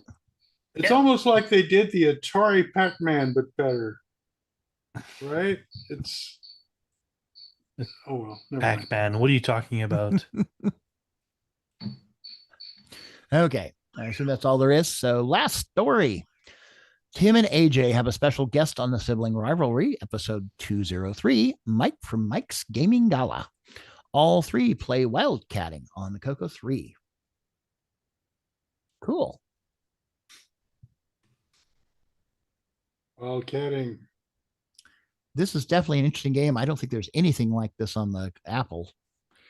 I know they do simulations like, Lemonade, where you would, sell things, but I don't think anything quite like Boyle wildcatting. So is this the 3 people in 3 different? I would guess. How does this work? Yeah. I don't know. I've never tried it. Oh, with OBS, you can do it with a green screen. Okay. Yeah, that's true.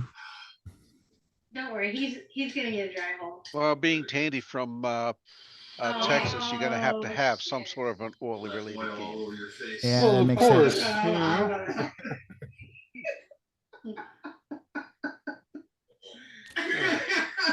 Isn't this a multiplayer game? Maybe you pick like 2 to 4 players or something on the same CoCo. Apparently so. They seem to be going in turns. I'm just wondering how haven't figured out how the display works yet. Not sure either. But again, so I guess you gotta guess how deep to go, and then you. And there's obviously a cost involved, so you might be short on money. And can't get somewhere, even though you draw right through the hole and get to the salt water underneath, or some stupid. Yeah. Well, anyway, that's the last story we have in the game news, and I am out of time. I have to go run. Carry on, folks. I will catch the rest of this later. And let's see. Well, you're almost as old as me, so I'd like to see you running, because that would probably be funny. Yes, it would be. I wouldn't get very far. Okay. Anyway, thank you, Rick. Thank you, Mark B. Thank you, the rest of the team. Thank you, Mark. And that's your speed news for today. Yep. Right. Hopefully we covered everything.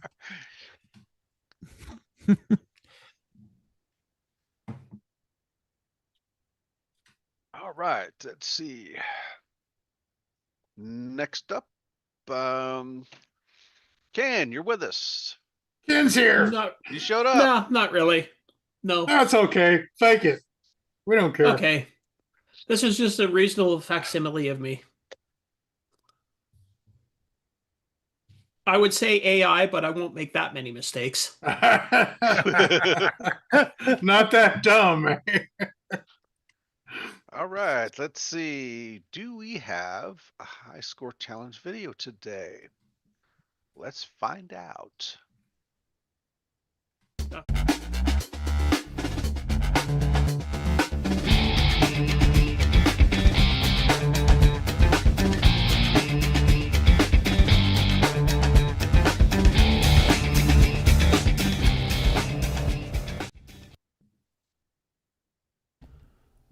Welcome everybody to the CoCoNation Game On Challenge of the Week results video.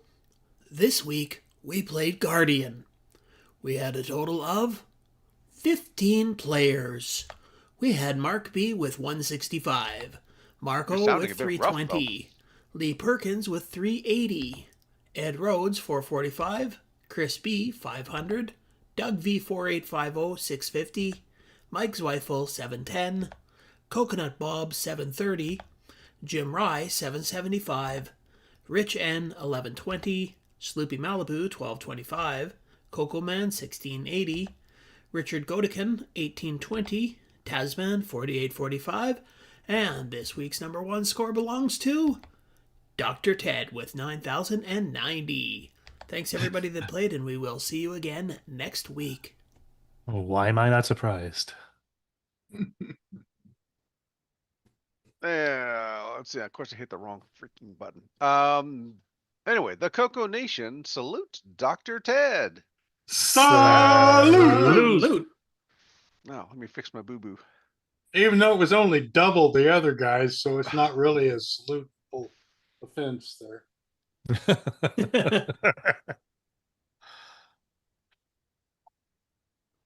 Okay, so, yeah. For Guardian, I did find a couple of, oh, where did my screen go? Ah, there we go. Found a couple of reviews. So the first one here is from Basic Computing from February of '84. And by reading the reviews, I found some things out about this game that actually made it about 10 times better than I thought it was. So in this review, it talks a bunch about how you play the game and describing the guys that you have to fight.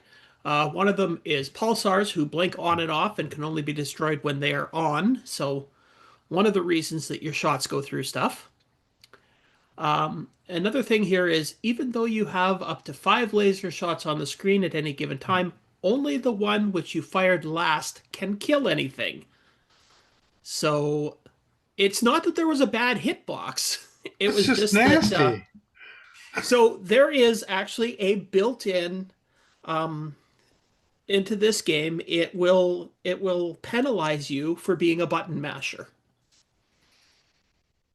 I'm not sure if that's nice. That's evil. Evil. It's right. evil. But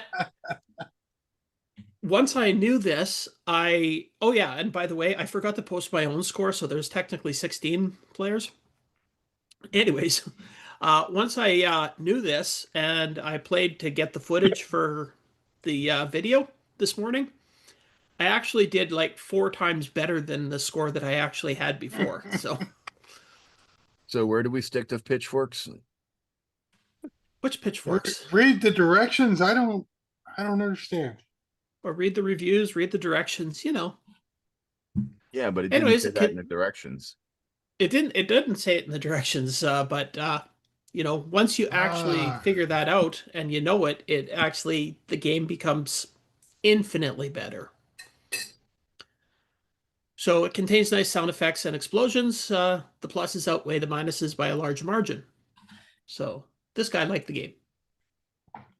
So this is like an iPhone. Once you know all the secret handshakes, it's way better than. Yeah, it's just you think it's a piece of crap until you know the secret handshakes. If I do this, and this, like and an this, iPhone. it does that. Yeah. I didn't think it was bad. I mean, No, I thought it was an okay game, but actually after I figured out this mechanic and just fire once, don't sit there and mash the button to try to shoot the aliens. Right. It becomes so much better. So we need another week on this game. Yeah.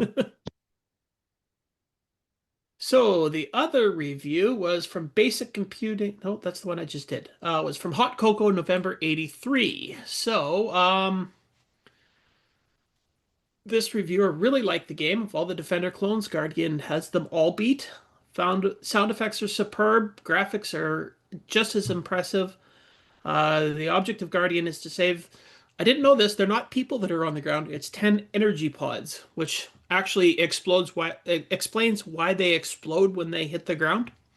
I thought they were just the humans going splat and like exploding like a pumpkin. But yeah, I noticed that three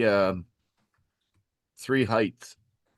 If they fall from a height that's more than 3 of them tall, they explode. But if it's below 3 of them, then they don't. Yeah. So that that makes a little little more sense of the explosion. You can achieve rapid fire only by firing at a short range. This mode of firing is not as effective as the single shot because only the most recent shot is deadly. So same thing there about that. And if all your energy pods are stolen, the planet explodes and you're left in space to fight the aliens, which now operate at twice their normal speed, which explains why I had died always so quickly when my planet exploded. But you do gain a new planet every 5th wave. And here's a strategy that I never actually thought of, is that as the aliens steal your energy pods, put them all in one area, and then they're easier to protect when you set them back down. Yeah, I did that. And probably one of the better shoot-'em-up space games you will encounter. So, yeah. Actually, knowing how the game operates, it's significantly better. Yeah, as Six pointed out, 68090. 60. That's 60. Yeah, he says, I mean, the graphics are way too big, right? Crazy deactivating lasers aside, the fact you can see so little of the play area is a big downside of this version. I would heavily agree on that. That was one of the things I was constantly fighting, was doing a reverse so that I could shoot them and then they would go off screen, or like when I would catch the energy pods, as soon as yeah, but it's also screen, don't forget this is made in semi-graphics mode, which is low resolution. Oh, I understand that, but what I'm saying is that it's the large size makes it very difficult.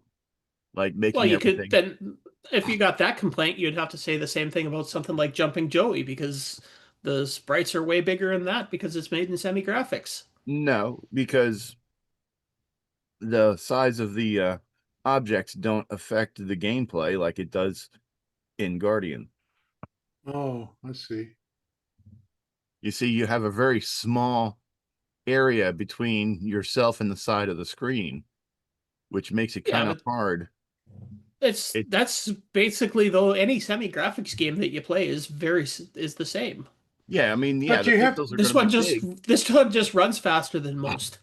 Yeah, I mean, the thing is that, and then it's not the size of the things, it's the lack of distance between you and the side of the screen that Right. It's like a football player with a Guardian helmet on him. It looks big, but it's not taking up more space in the actual play map, where this one, the play map is small that you can see. Right. Yeah, because also like in Defender and many clones, when you like change direction, it moves the whole screen. Well, yeah, but this is quite far from a Defender clone. It's got so many differences that I don't even consider it now. When I first played it, I thought it was a Defender clone, but now with the penalty for rapid firing and all of this other stuff, I think it's so it's a Stargate similar to Defender, but not really a clone. Yeah. Yeah, I think if they would have made the objects a little smaller. Yeah, like but if one you or make two the objects pixels. a little smaller, they're just going to be shapeless blocks. In semi-graphics, you can't make the objects smaller. What are they, like 2 characters wide, 3 characters wide? 4 characters wide? You're using a 4x4 grid for any one color, so and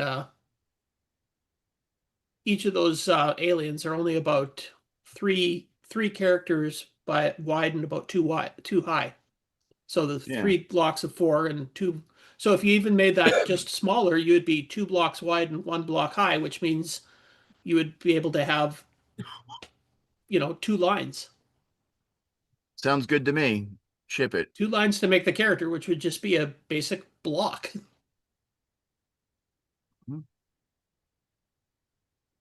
Like Nick, you've done programming in the semi-graphics with Jumping Joey, and I mean, to give any definition, you have to make the blocks pretty big, don't you? Well, you do. You're playing with the matrix of 64 by, depending on which semi-graphics you use, 64 by 192. It is possible to make things a bit smaller, but because a pixel is so wide, you're not as flexible. But the difference would be, is their game map and your icons at the same scale, or are your icons larger than their space on the game map? You can draw a game in semi-graphics where it looks like there's a big thing coming at you, but you have to hit the center of it. And that way you get back some of the scale that you've lost by using semi-graphics to make this big icon. And whether you realize it or not, some games go one way or the other, and it really shows in your gameplay as to how much screen you can see. Yeah, it also would help if your ship would like move further from the center, away from the direction of travel. So if you're traveling right, your ship would move more to the left to give you more, and get you some more pixels. Right. Although in the original game that this is nothing like, i.e. Defender, it does that, but it doesn't really need it because the resolution is so high. But on a lower resolution system like this, I think it would be a significant help. I personally think that since I learned the little quirks of this game, that I enjoyed playing this game a lot more than I enjoy most versions of Defender. So yeah, I mean, I'd agree there. I mean, I didn't play it this time round, but I remember back in the day, I used to love this game. I thought it was by far the best Defender. It is hard. Yeah. It is hard. Yeah. But Defender always was. I mean, I can't play real Defender any better. So right. Well, and definitely like knowing that just to do one shot on the screen to kill things that makes the game infinitely easier. Actually, like Well, maybe it went from being maybe, almost impossible to just being a hard game. yeah, maybe his collision detection's not as good as what it should be, but yeah, it can be There's done still- fairly well, even in Yeah. semi-graphics. So this Yeah. was Actually, done in I found- 82. I found that once you learn that trick of the one shot, the collision detection for shooting the enemies is quite good. The thing that still drives me nuts is the stupid bringing your ship in right on top of bad guys and you dying immediately again. Yeah. Yeah. I mean, I will admit that it is a good, solid game. It just has a few small things that could do improvement. But definitely an interesting way of doing it with having the wider screen than what you actually see, and yeah, like the tricks that he used to get this game to work as it does are yeah, really good. Oh yeah, and also something that I forgot, I made a mistake last week. Sloopy, you didn't get as good of a score as I had put in there. Oh man. You've been demoted. I put down that you got like 9,000 something in last week's not like the previous, like last weekend. Uh-huh. And you actually only had 6,000 something. So the 6 for 9.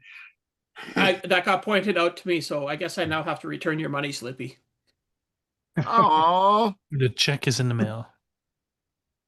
I will send you some cryptocurrency Yeah, and special brownies. Yeah. Yeah. I'll oops.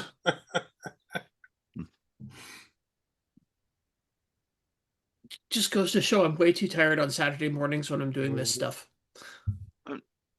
I thought you did this stuff Friday nights. Not anymore. If I do it Friday nights, then I don't get to go to bed. Friday nights, Saturday mornings, same thing. Yeah. Yeah. Well, technically it's Saturday morning when I'm doing it now. Oh, you're slacking. I mean, I do it. I start it when an hour before the show starts at the earliest.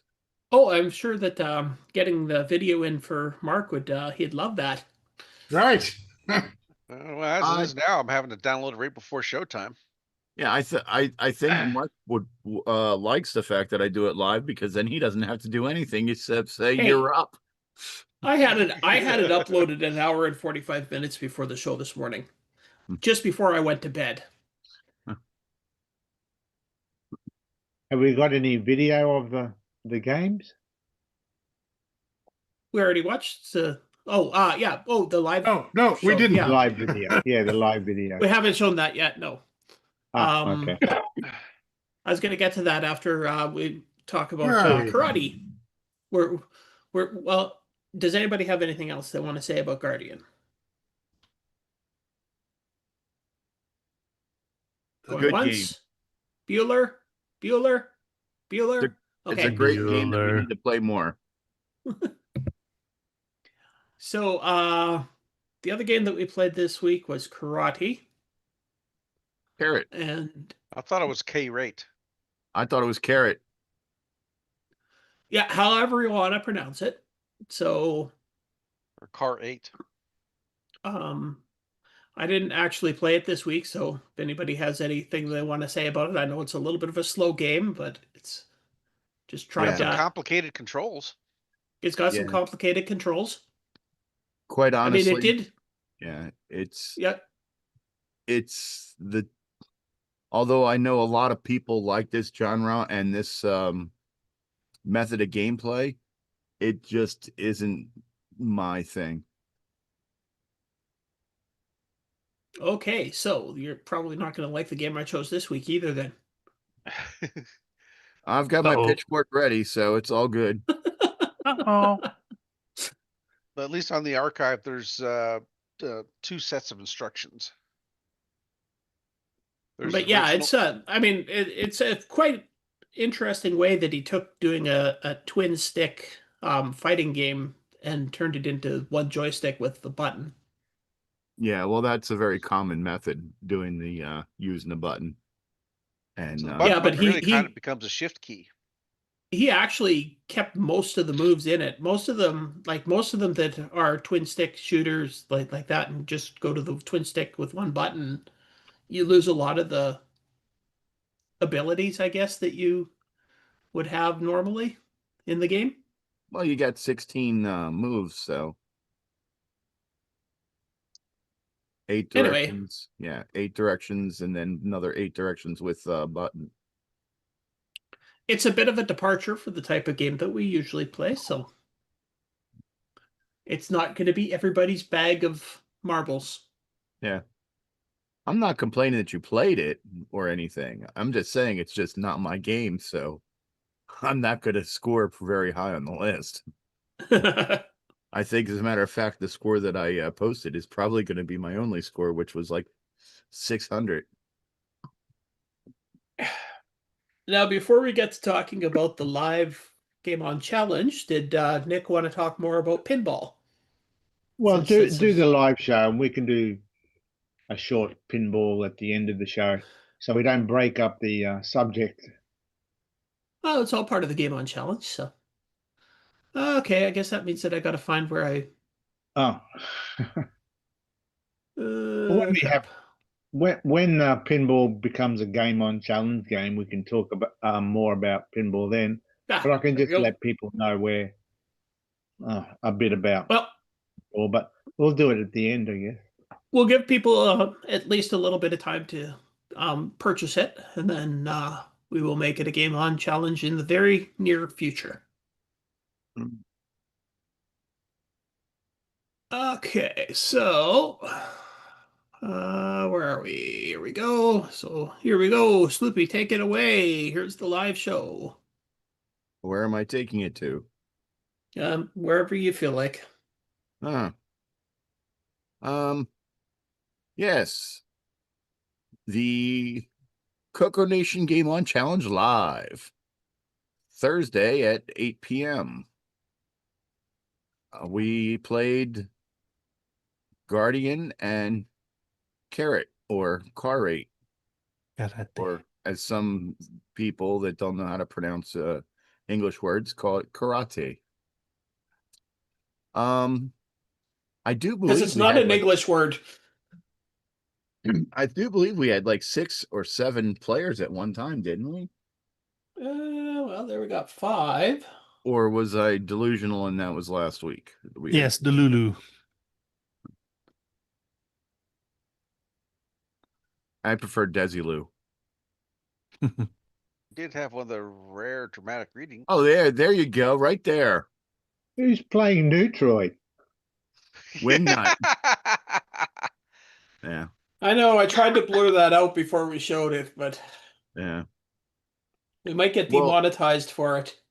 Well, you see, the thing is, people were talking and talking about games and such, and so we were talking about Neutroid, and Wingnut had never played it, so he decided to try it to see how good or bad it was, and he has a honorable distinction of being the only person that doesn't have a very strong opinion of the game. Because people either really love it or really hate it, and he just likes it. I'd like to point out that right now it's actually 7 people, but of course Frederick's computer was not working, but there's 7 people sharing their screen right now. Yeah, Frederick would have been 8-8, I do believe. Yes. Yeah, I thought there were 7. Actually, I think it would have been 8, but here I forgot to share my screen. Yeah. I was playing in the background, I just wasn't sharing my screen. Uh-huh. So, but yeah, it was good, and we got a new Neutroid aficionado. He does need to buy the latest version and try that. Yeah, he's running the first CoCo version. Yeah, he had to he had to download it and try it. So But yeah, it was most people played the game on challenge games. So that wasn't too bad. I must point out that Marco did really good at karate. I do believe he got to the second opponent. I think he did, yeah. I think he was the only one on the show. Ooh, that hurt. Oof. In other words, Dr. Ted, look out. Yeah. Marco is coming for you. So, Challenge accepted. I think I can hear that. and if you go further in to the game on. Oh, here we have 8 people playing, by the way. Oh, nice. Yeah, that was when you started up in a web window. Can you scroll further down into the game? Into the show? Yeah, try there. Go a little bit further, I think it was. No, I think that was. What are you looking for? Wingnut was playing another game. Oh, yeah, he's playing another game there. He's playing. Yeah, that's Dark Pit. Yeah. Yeah, there was another game that he played.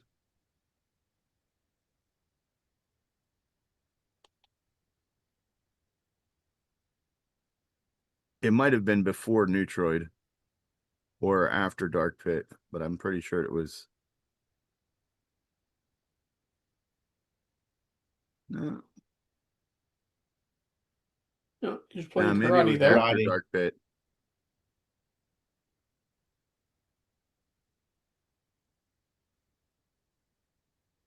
All right, Wingnut. Or When not. did you get up to the shenanigans? I Yeah, guess. I don't think so. We're at the end of the show, so. Yeah. Maybe it was when after the show that he played it. He played this really cool looking pinball game. Yeah. Oh, do we have a pinball game for the color computer? Seems For familiar. the 1 and 2, for the CoCo 1 and 2, there was, yeah. For the 3 though, do we have one? No, well, mine now. Mine's the first. That's the lead-in, Nick. That's right. That was the point, because I was going to pull out. I was going to. You can lay the water, horse to water, drag him, and throw him in. Yeah. Drown. Oh, wait. Wait, Nick, you say there's a color computer 3 version of pinball now? How about we talk about that? That's right. Yeah. No, there never was a CoCo 3 specific one. There was always a CoCo 1 and 2, and I think there's 2 or 3 actual pinball. I mean, even Tandy used to sell a cartridge, a pinball cartridge, but they never did do a CoCo 3, or no one ever did a CoCo 3 pinball game that uses the CoCo 3 properly. I mean, you could run the CoCo 1 and 2 pinball games on a CoCo 3, of course, but, it looked like a CoCo 1 and 2. But my pinball is the first actual CoCo 3 specifically done pinball game with 16 colors. So there you go. I'm the first. Oh, speaking of which, did my check not clear? What check? You know, have it yet? I heard people that already got engineering samples of it, and I haven't gotten a copy yet. Engineering. It's engineering, son. There's only one person who got an engineering copy. That was Buck Owens. He was the game tester. Yeah, Sloopy, what makes you so special? The check with all the zeros on it. Yeah, but what was in front of the zeros? I don't care. Yeah, you can't just send Nick a check for 0 with 6 zeros on it. There was 5 zeros and there was a 1. Oh, okay. So 0.01. Yes, exactly. That was exactly what it was. It was back to front. Hey, it was half my life savings. But yeah, so when are we going to have a game on challenge with pinball? Very soon. Nice. Obviously, we need more people to actually own it. before we do that. So we're gonna give people a little time to buy it. Yeah, so you because can go to. Yeah, with only Buck Owens having it, I would think he would be a deadlock for first. It's people have bought it now. I do have my it is available for sale now. Yeah, the HIO thing's up, right? It's the HIO page. That's right. There's a link. I'd have to recite what it is, but hang on, I'll see if I can. It'll be in the show notes and everywhere. It should be in the show notes. It'll be in the index. It'll be all over the place. Yeah. I'm looking forward to the CD version. There's no CD version. Nick Barente's entire life on CD. Yeah, we need to put a link to let people know. But if you go to the Facebook web page, you'll see the entries there. You can click on it and go directly to the HIO web page. Yeah, I don't see it on your. I don't see a link from your web page. No, I'll be putting that on today. Actually, I haven't got that. But if you go to Nicholas Mareni's at HIO or whatever, or .HIO. Anyway, I'll have a link there up there today. So Yeah, I was going to do that. Yeah, I put a link to your web page in the chat for people who want to go. Yeah. Everywhere else. Yeah. There, and I If put a you go link to the HIO page. At the moment, Nicholas- yeah. At the moment, if you go to the Facebook page, you'll find the links there. But I'll be putting it on my page. But yeah, I'd just like to take a chance to thank everyone so far who's actually purchased the game. So there have been a few people who've purchased it, and it's been really good. More importantly, no one's reported any bugs yet, which is good. Which I knew that because no, it's normal, right? normal, yeah. How about did anybody has anybody reported any unknown features yet? Not yet, no, not yet. But yeah, well, that's the power of Buck Owens, right? You fixed all that. He did do a very the undocumented features are now documented, and we're good to go. Yes. Yeah, no, he did give it quite a bash, and he did pull out a couple of unwanted features, which have been corrected, and more importantly, he was able to play the first revision right through, and he reset the score counter. So I thought, well, no, that's obviously I've got to make it harder. And so I have, and I've adjusted it so that it caters for Buck Owens while still being easy for everyone else. Humans can still get a couple of levels. That's right, humans. Whereas game bots like Buck Owens, can't quite clock it anymore. So yeah, no. So Buck Owens was a really good help in game testing. But I'll have the link up on my webpage. That was one job for today. Beauty. But yeah, thanks to everyone who's purchased a copy. It's always great because it makes all those months of work worthwhile. So I don't come to the end of it and say, what the hell did I waste my last 6 to 8 months doing? Right. That's right. So which color Ferrari are you going to get this time? Right, Matchbox or Hot Wheels. That's right. I have to find it. That all depends on what Matchbox colors them. Well, I think Nick's got so many Ferraris now, he has to start getting creative. Maybe like a lime green or a lemon yellow Ferrari. How about a Ferrari limousine? No, well, if Matchbox have those, I'll buy that. A Ferrari SUV for going through the outback. Ooh, yes. But have you got the proper 4 colors? The screaming teal and the Oh yeah. I need a green one to match the CoCo, right? Right. Or a Puyan colored. Yeah, Oh, the Puyan palette. Four Ferraris and the Puyan A palette. purple one. I need a purple one. Oh my God! See them coming down the road. Yeah. But yeah, no, it's been good.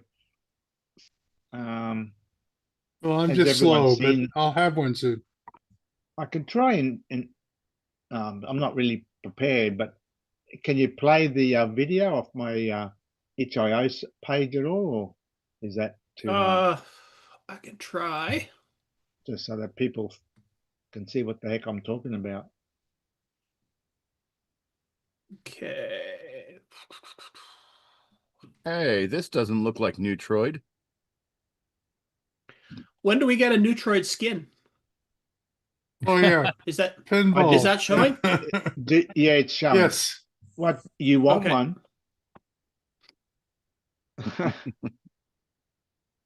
Oh, you haven't got the sound on. I would be very torn if there was a Neutroid skin, because it would be like pinball. I love pinball, Neutroid, but I hate Neutroid. Now, of course, it's the game plays smoother than what we're seeing there. Right, It's the bandwidth that's giving it up, and of course you can't hear the sound effects. It does sound like a real pinball machine. Now the ball needs to be big enough that it doesn't fit between those two paddles. Yeah, too bad. No, it's called needs skill. There would be an interesting skill adjustment. The ball gets bigger as you go down to baby mode. Yeah, I like it. I think some you probably wouldn't be satisfied unless the ball was too big to fit between the paddles. Anything that does is not good enough. Well, you know, there Well, were no, some then, pinball games. then as you that get had the- really good, you turn the ball down into a little BB. So you gotta... There were some pinball games that had that little center thing of between the paddles that could pop up, and then the ball could go make down it, between the paddles. Yeah, make it easy Oh, for a minute. Yeah. It could only Well, go. you do have that. You do have that. You have a ball return at the very bottom. So if you activate, Yeah, if you have the extra ball, that was the way they did it in the mechanical day. You stuck a post up so the ball couldn't go around. Yeah, post. Yeah. Well, this And one that was your. I yeah. changed it a bit there. I thought I'd make it a little bit more unique. I didn't want to just copy standard pinball, but with this one, you can activate a ball return, which is the switch on the left, the one with the number 80. If you get that, you activate a green light down the bottom, and I think I do it in this video somewhere.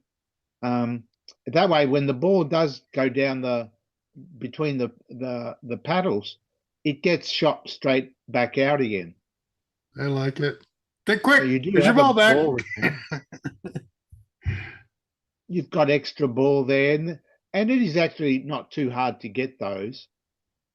So yeah, it tries to make up for the fact that it is easy also for the ball to disappear down the middle, but you can also do things to get extra balls fairly easy.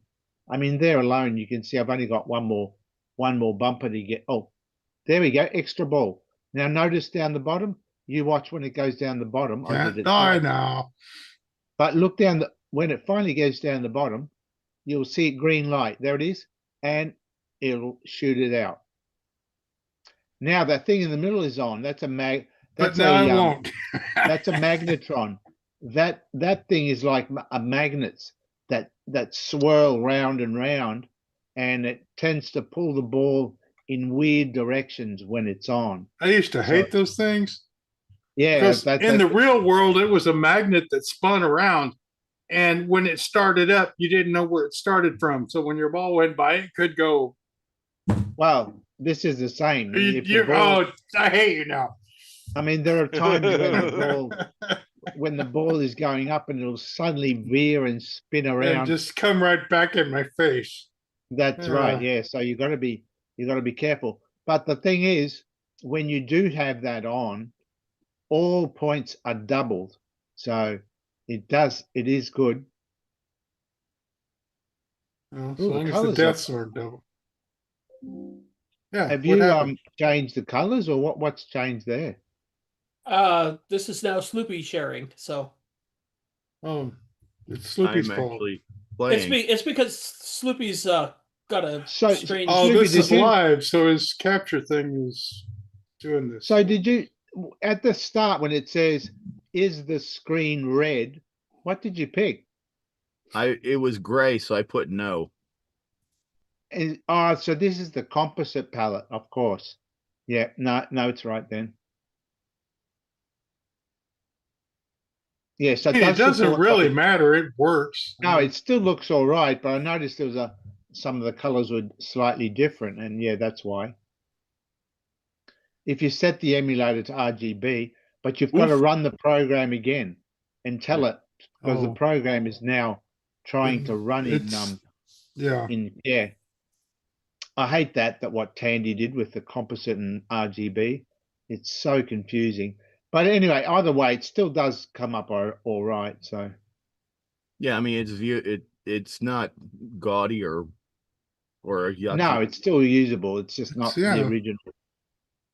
It's not the originally. Heck, you get bored, just switch it. Yeah. Yeah.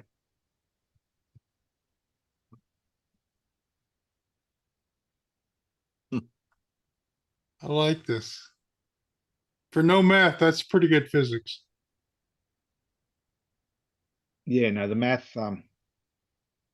Well, apart from plus and minuses, yeah.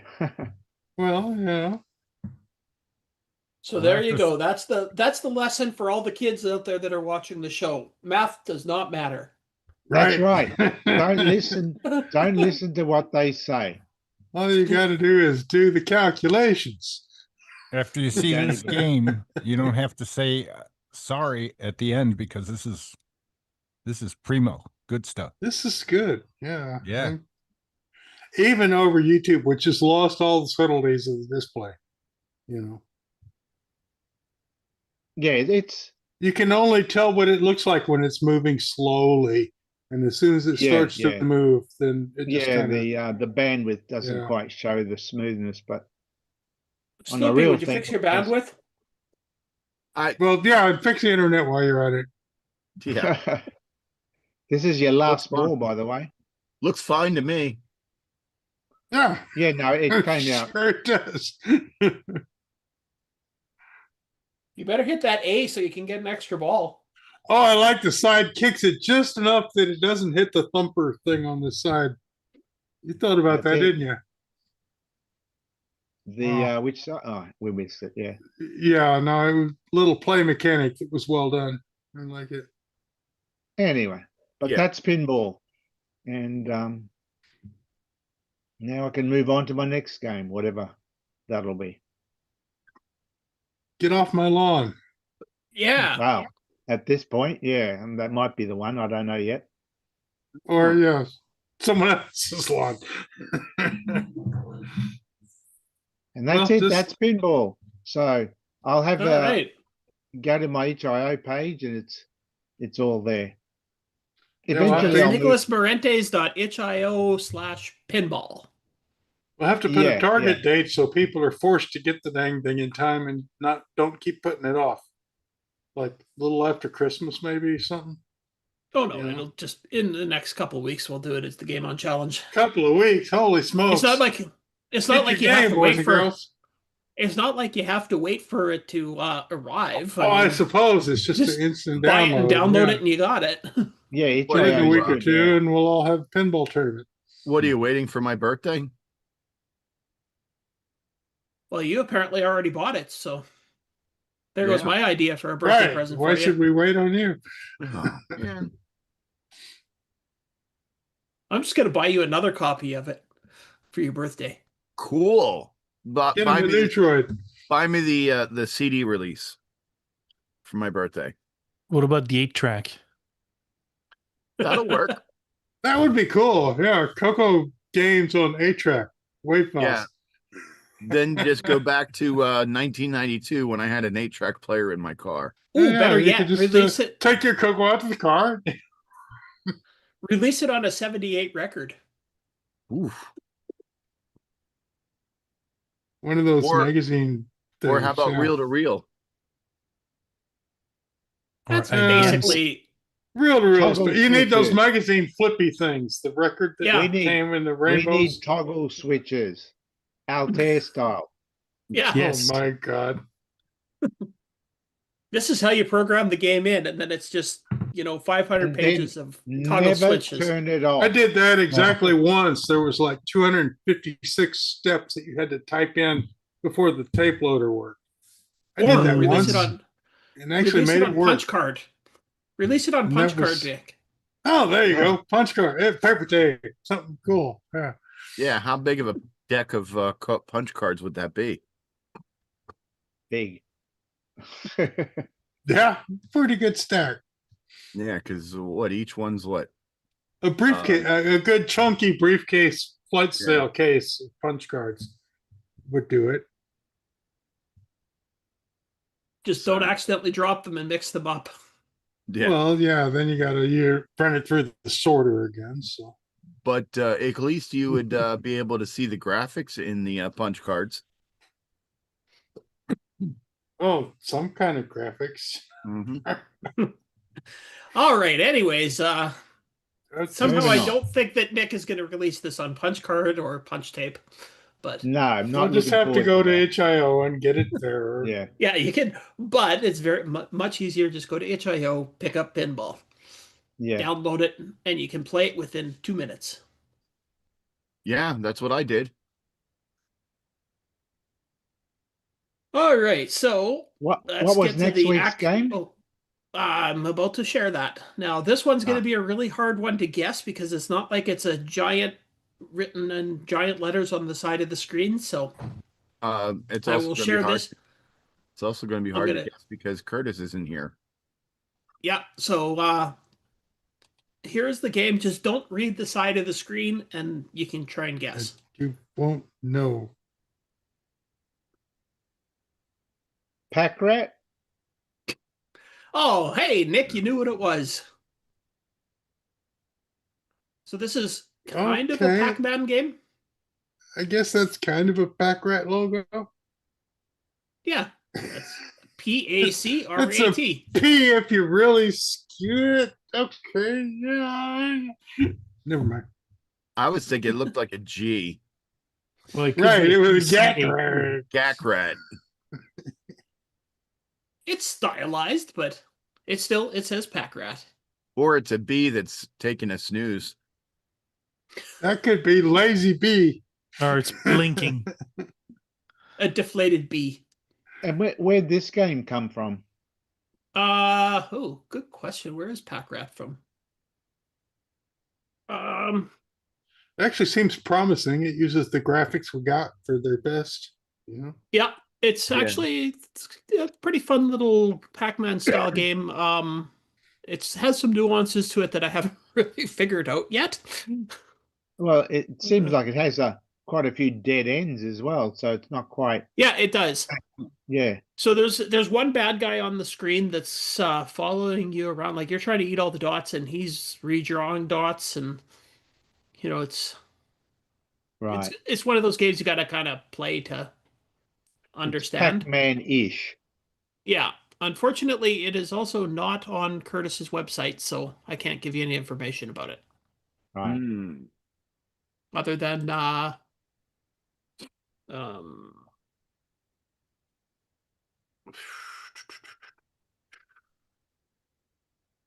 who wrote it? I think, is it a magazine game?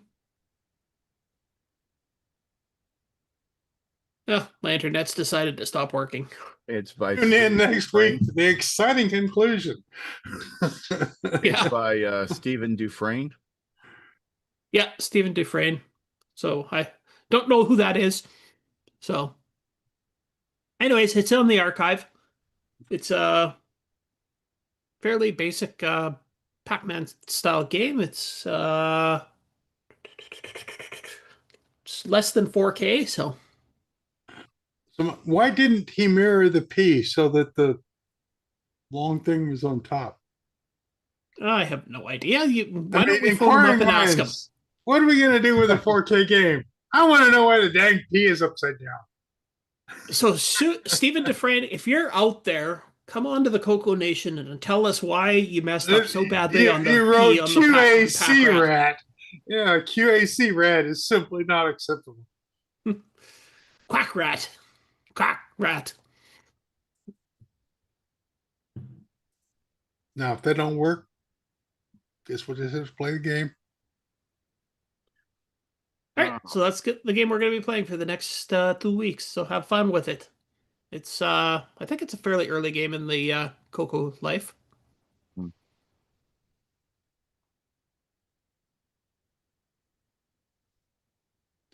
Meanwhile, Bob has actually built something while we've all been faffing around.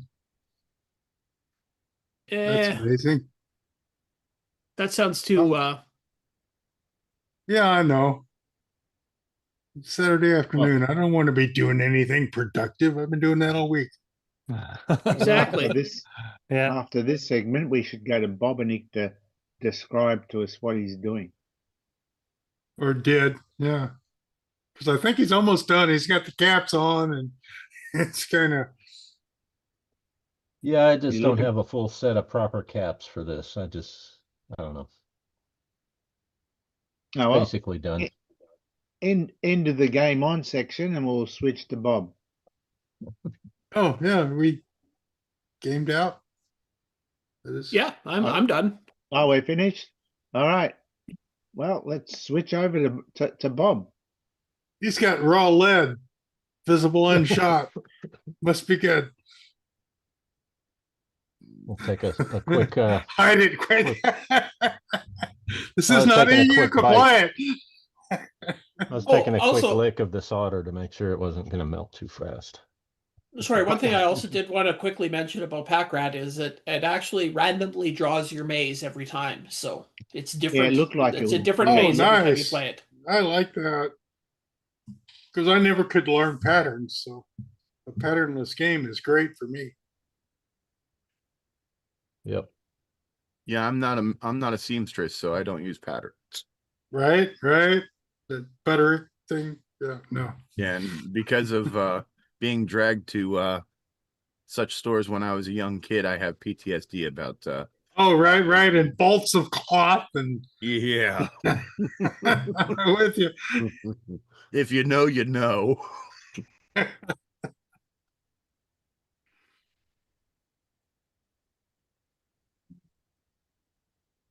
All right, now it's Bob's turn. Bob. Okay. Well, I'm pretty What much have you done? building a keyboard. Ooh. It is complete by now, pretty much. Only right? thing that's still needs to be done, I need to flash the MCU with the code to properly make the LED do pretty things. Nice. But it's basically done. These are just temporary keycaps, so I can probably play with it and test it. But I'm looking forward to getting a bezel printed up soon. I've got some SVG files for a 3-layer bezel that'll have a base layer, a middle layer, and a top layer that'll hopefully look really nice and fit inside the case and look almost original. Sweet. But yeah, I'm actually fixing to head out here and head home. See if I can hook up some So power this was in all my done bedroom. on the clock. I like it. I'm not on the clock. I'm in my workspace, but I didn't clock into it. Not this time. I'm gonna take my keyboard home and yeah.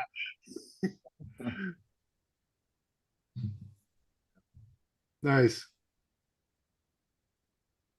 Yeah, I'm looking forward to getting my version 3 boards and testing the new features. That'll be a real fun one. Got a DigiKey order all queued up and ready to go. So when are you going to build the STC into the keyboard so we can just? I guess I ought to highlight them, huh? Oh, yeah. Oh, that's better. Pretty complete. Couple of keys short of a caps. Yeah, I need Otherwise, 125. That's like the rest of us, isn't it? Right? Yeah. Couple of Pretty keys much. short.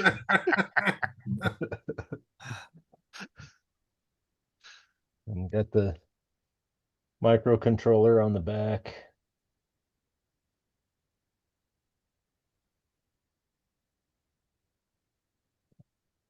Right. Mounting posts in all the right places, and away you go. Yep. Raring to What are go. What are the symbols on the left of the space bar? The left of the space bar, they're just random little like spaceships that Just that's, to fill in the gaps. Yeah. I like your space bar solution. Let's just put a switch on both sides. Yeah, well, that don't was, have to make it rock. Right. I Who learned cares? that from Push it Mr. somewhere. Dave's keyboard. Yep. Nice. So only thing I That's do is this is tactile key switches, but these are linear on the space bar. Oh, so there's okay. no So you binding. don't have the extra. Yeah. Yeah. Nice. No hump So to that get over. that key to the left of the space bar, that's the OS9 key instead of the Windows key. Oh, could be. Yeah. Yeah. Whatever your rocket ship needs to be. Yeah. It's Control and Alt, and that's F1 and F2.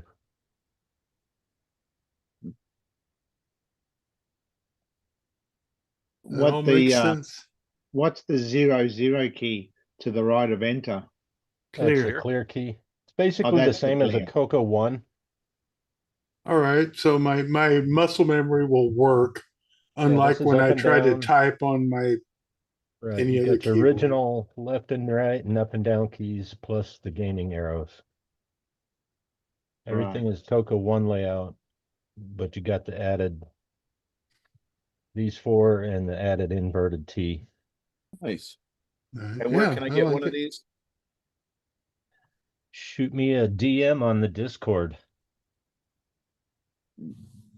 And do you need a kidney or just a liver? Well, they're both kind No. of decrepit by now, so Yeah, well, pancreas is out of pancreas is out of the question because I'm diabetic. So You have a spare arm. Being that it's still kind of in development, I mean, I'm letting these go for roughly my costs. Even assembled like this, you're probably looking at about $50 or so. right. That's kind of the cocoa market. So Generally, I sell just the PCB. All this stuff is already installed. LED, the flat connector, MCU pre-programmed. Just got to buy the switches and keycaps. So when you say LED, where's the LEDs? Right there in between the brake key and the mode, yeah, right, yeah. So that's an RGB LED, Right. and so normally when you just power on the CoCo with the MCU, it just does a nice slow fade between red, green, and blue. Excuse me, green, blue, red. In that order. And if you go into high speed mode, the turbo board tells the MCU to switch the LED mode, and it does like a heartbeat where it fades from yellow to red, and then it just pulses like that. And I haven't fixed it to work with the Gimme Z yet, but it'll do an even faster pulse, just red pulsing real fast. But the nice slow fade is actually really nice when you're just sitting there playing a game. It's not too distracting or anything. And I usually put like a big blob of hot melt glue. I let it hang upside down. That's a new trick I learned that a kind nice of makes little it form a diffuse drop. lens thing. Yeah. Yeah. And if you get it Nice. just right, you time it just right, it really looks like an original LED. Good stuff. So, yeah.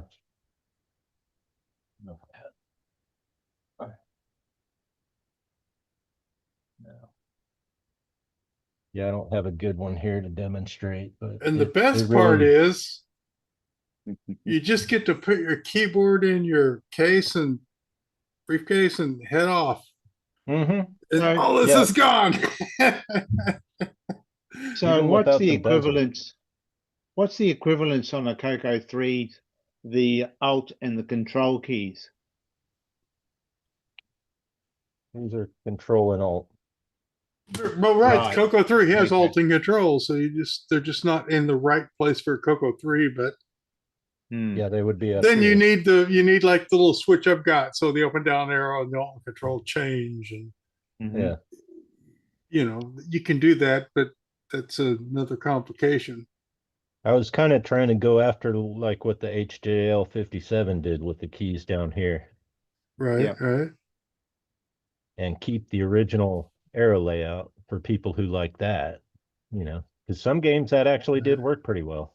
And I had quite the muscle memory that went to hell when I got my first CoCo 3.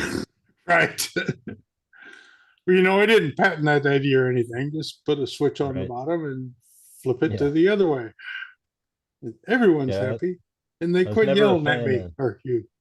Yeah, never been a fan of the diamond arrow key pattern. Oh no, any kind of all the arrows together is just not good for. It's even worse on the MC10. Trying to play Pac-Man on that keyboard is ouch. That's why you should get a Pi key and use a joystick. Actually, I have that the one that goes for the Alice that has a dual joystick plugs in the back, like an expansion interface. Okay, that's also Bill A. things. I think he sent me a few MC10 accessories to play with. So. 102 key Stream Deck. Yeah.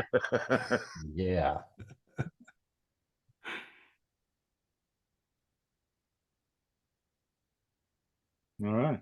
Nice project. I probably want one of these sometime. Well, maybe see you at the next fest. Oh, yeah. My new boards are coming, so I should have some ready. Some polished up by next May, eh? Yeah. April. No, you don't have May. April. Right. Nice. Probably better have them ready by March. Well, right, because half of them are broke, and then you got to fix them, and I know how that goes. Yeah. That's how trying to do things in a hurry works.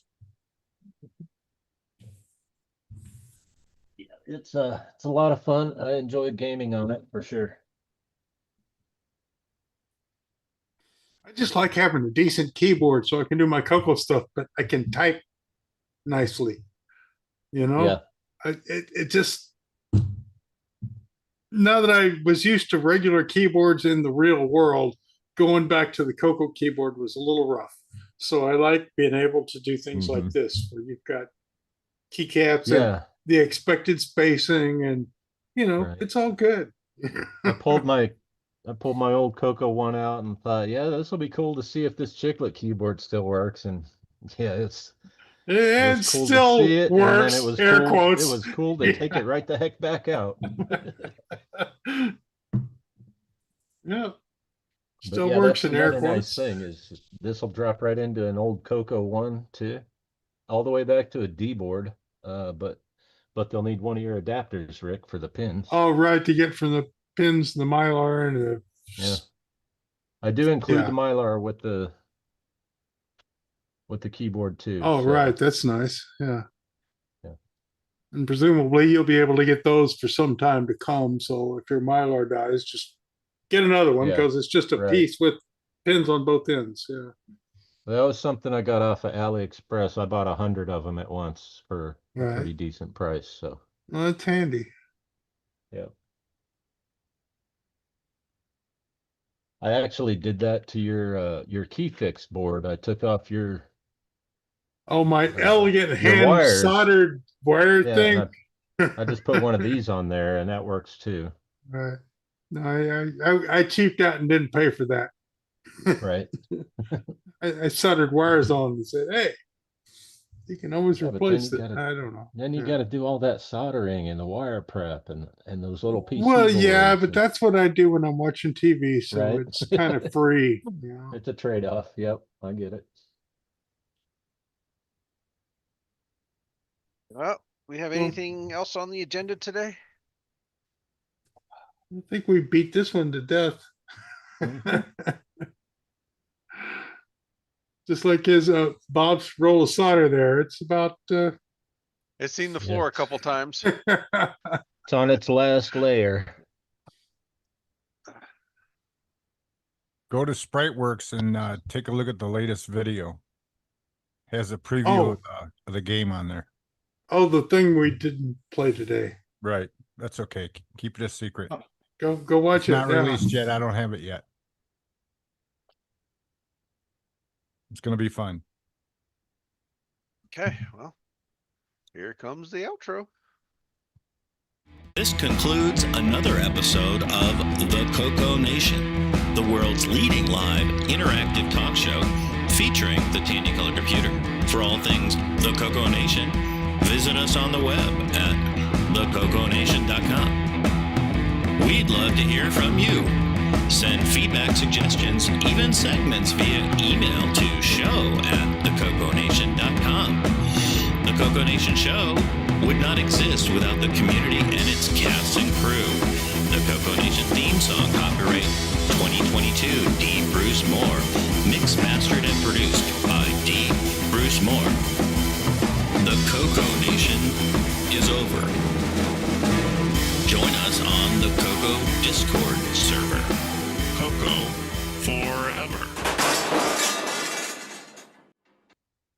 At least until bedtime. Okay, All right. till next week then. All right. Which will, gee, that'll be November 1st, wouldn't it? Yeah, we done blew the heck out of October. But we got through it. Yeah, It's gonna be Halloween. so November 1st is also known as Cheap Chocolate Day. Mm-hmm. Yeah. That's when I thought it gotta was stock free up for a candy while. day. Right. Everybody buy pinwheels. Good How many stuff. used to steal it from their kids? I used to dad tax my kids. Yeah, I was, We I had was to sample it. major manager. Same thing. All Until it- right. Bye, All right. everybody. Alrighty. Bye-bye. Bye. We're sorry.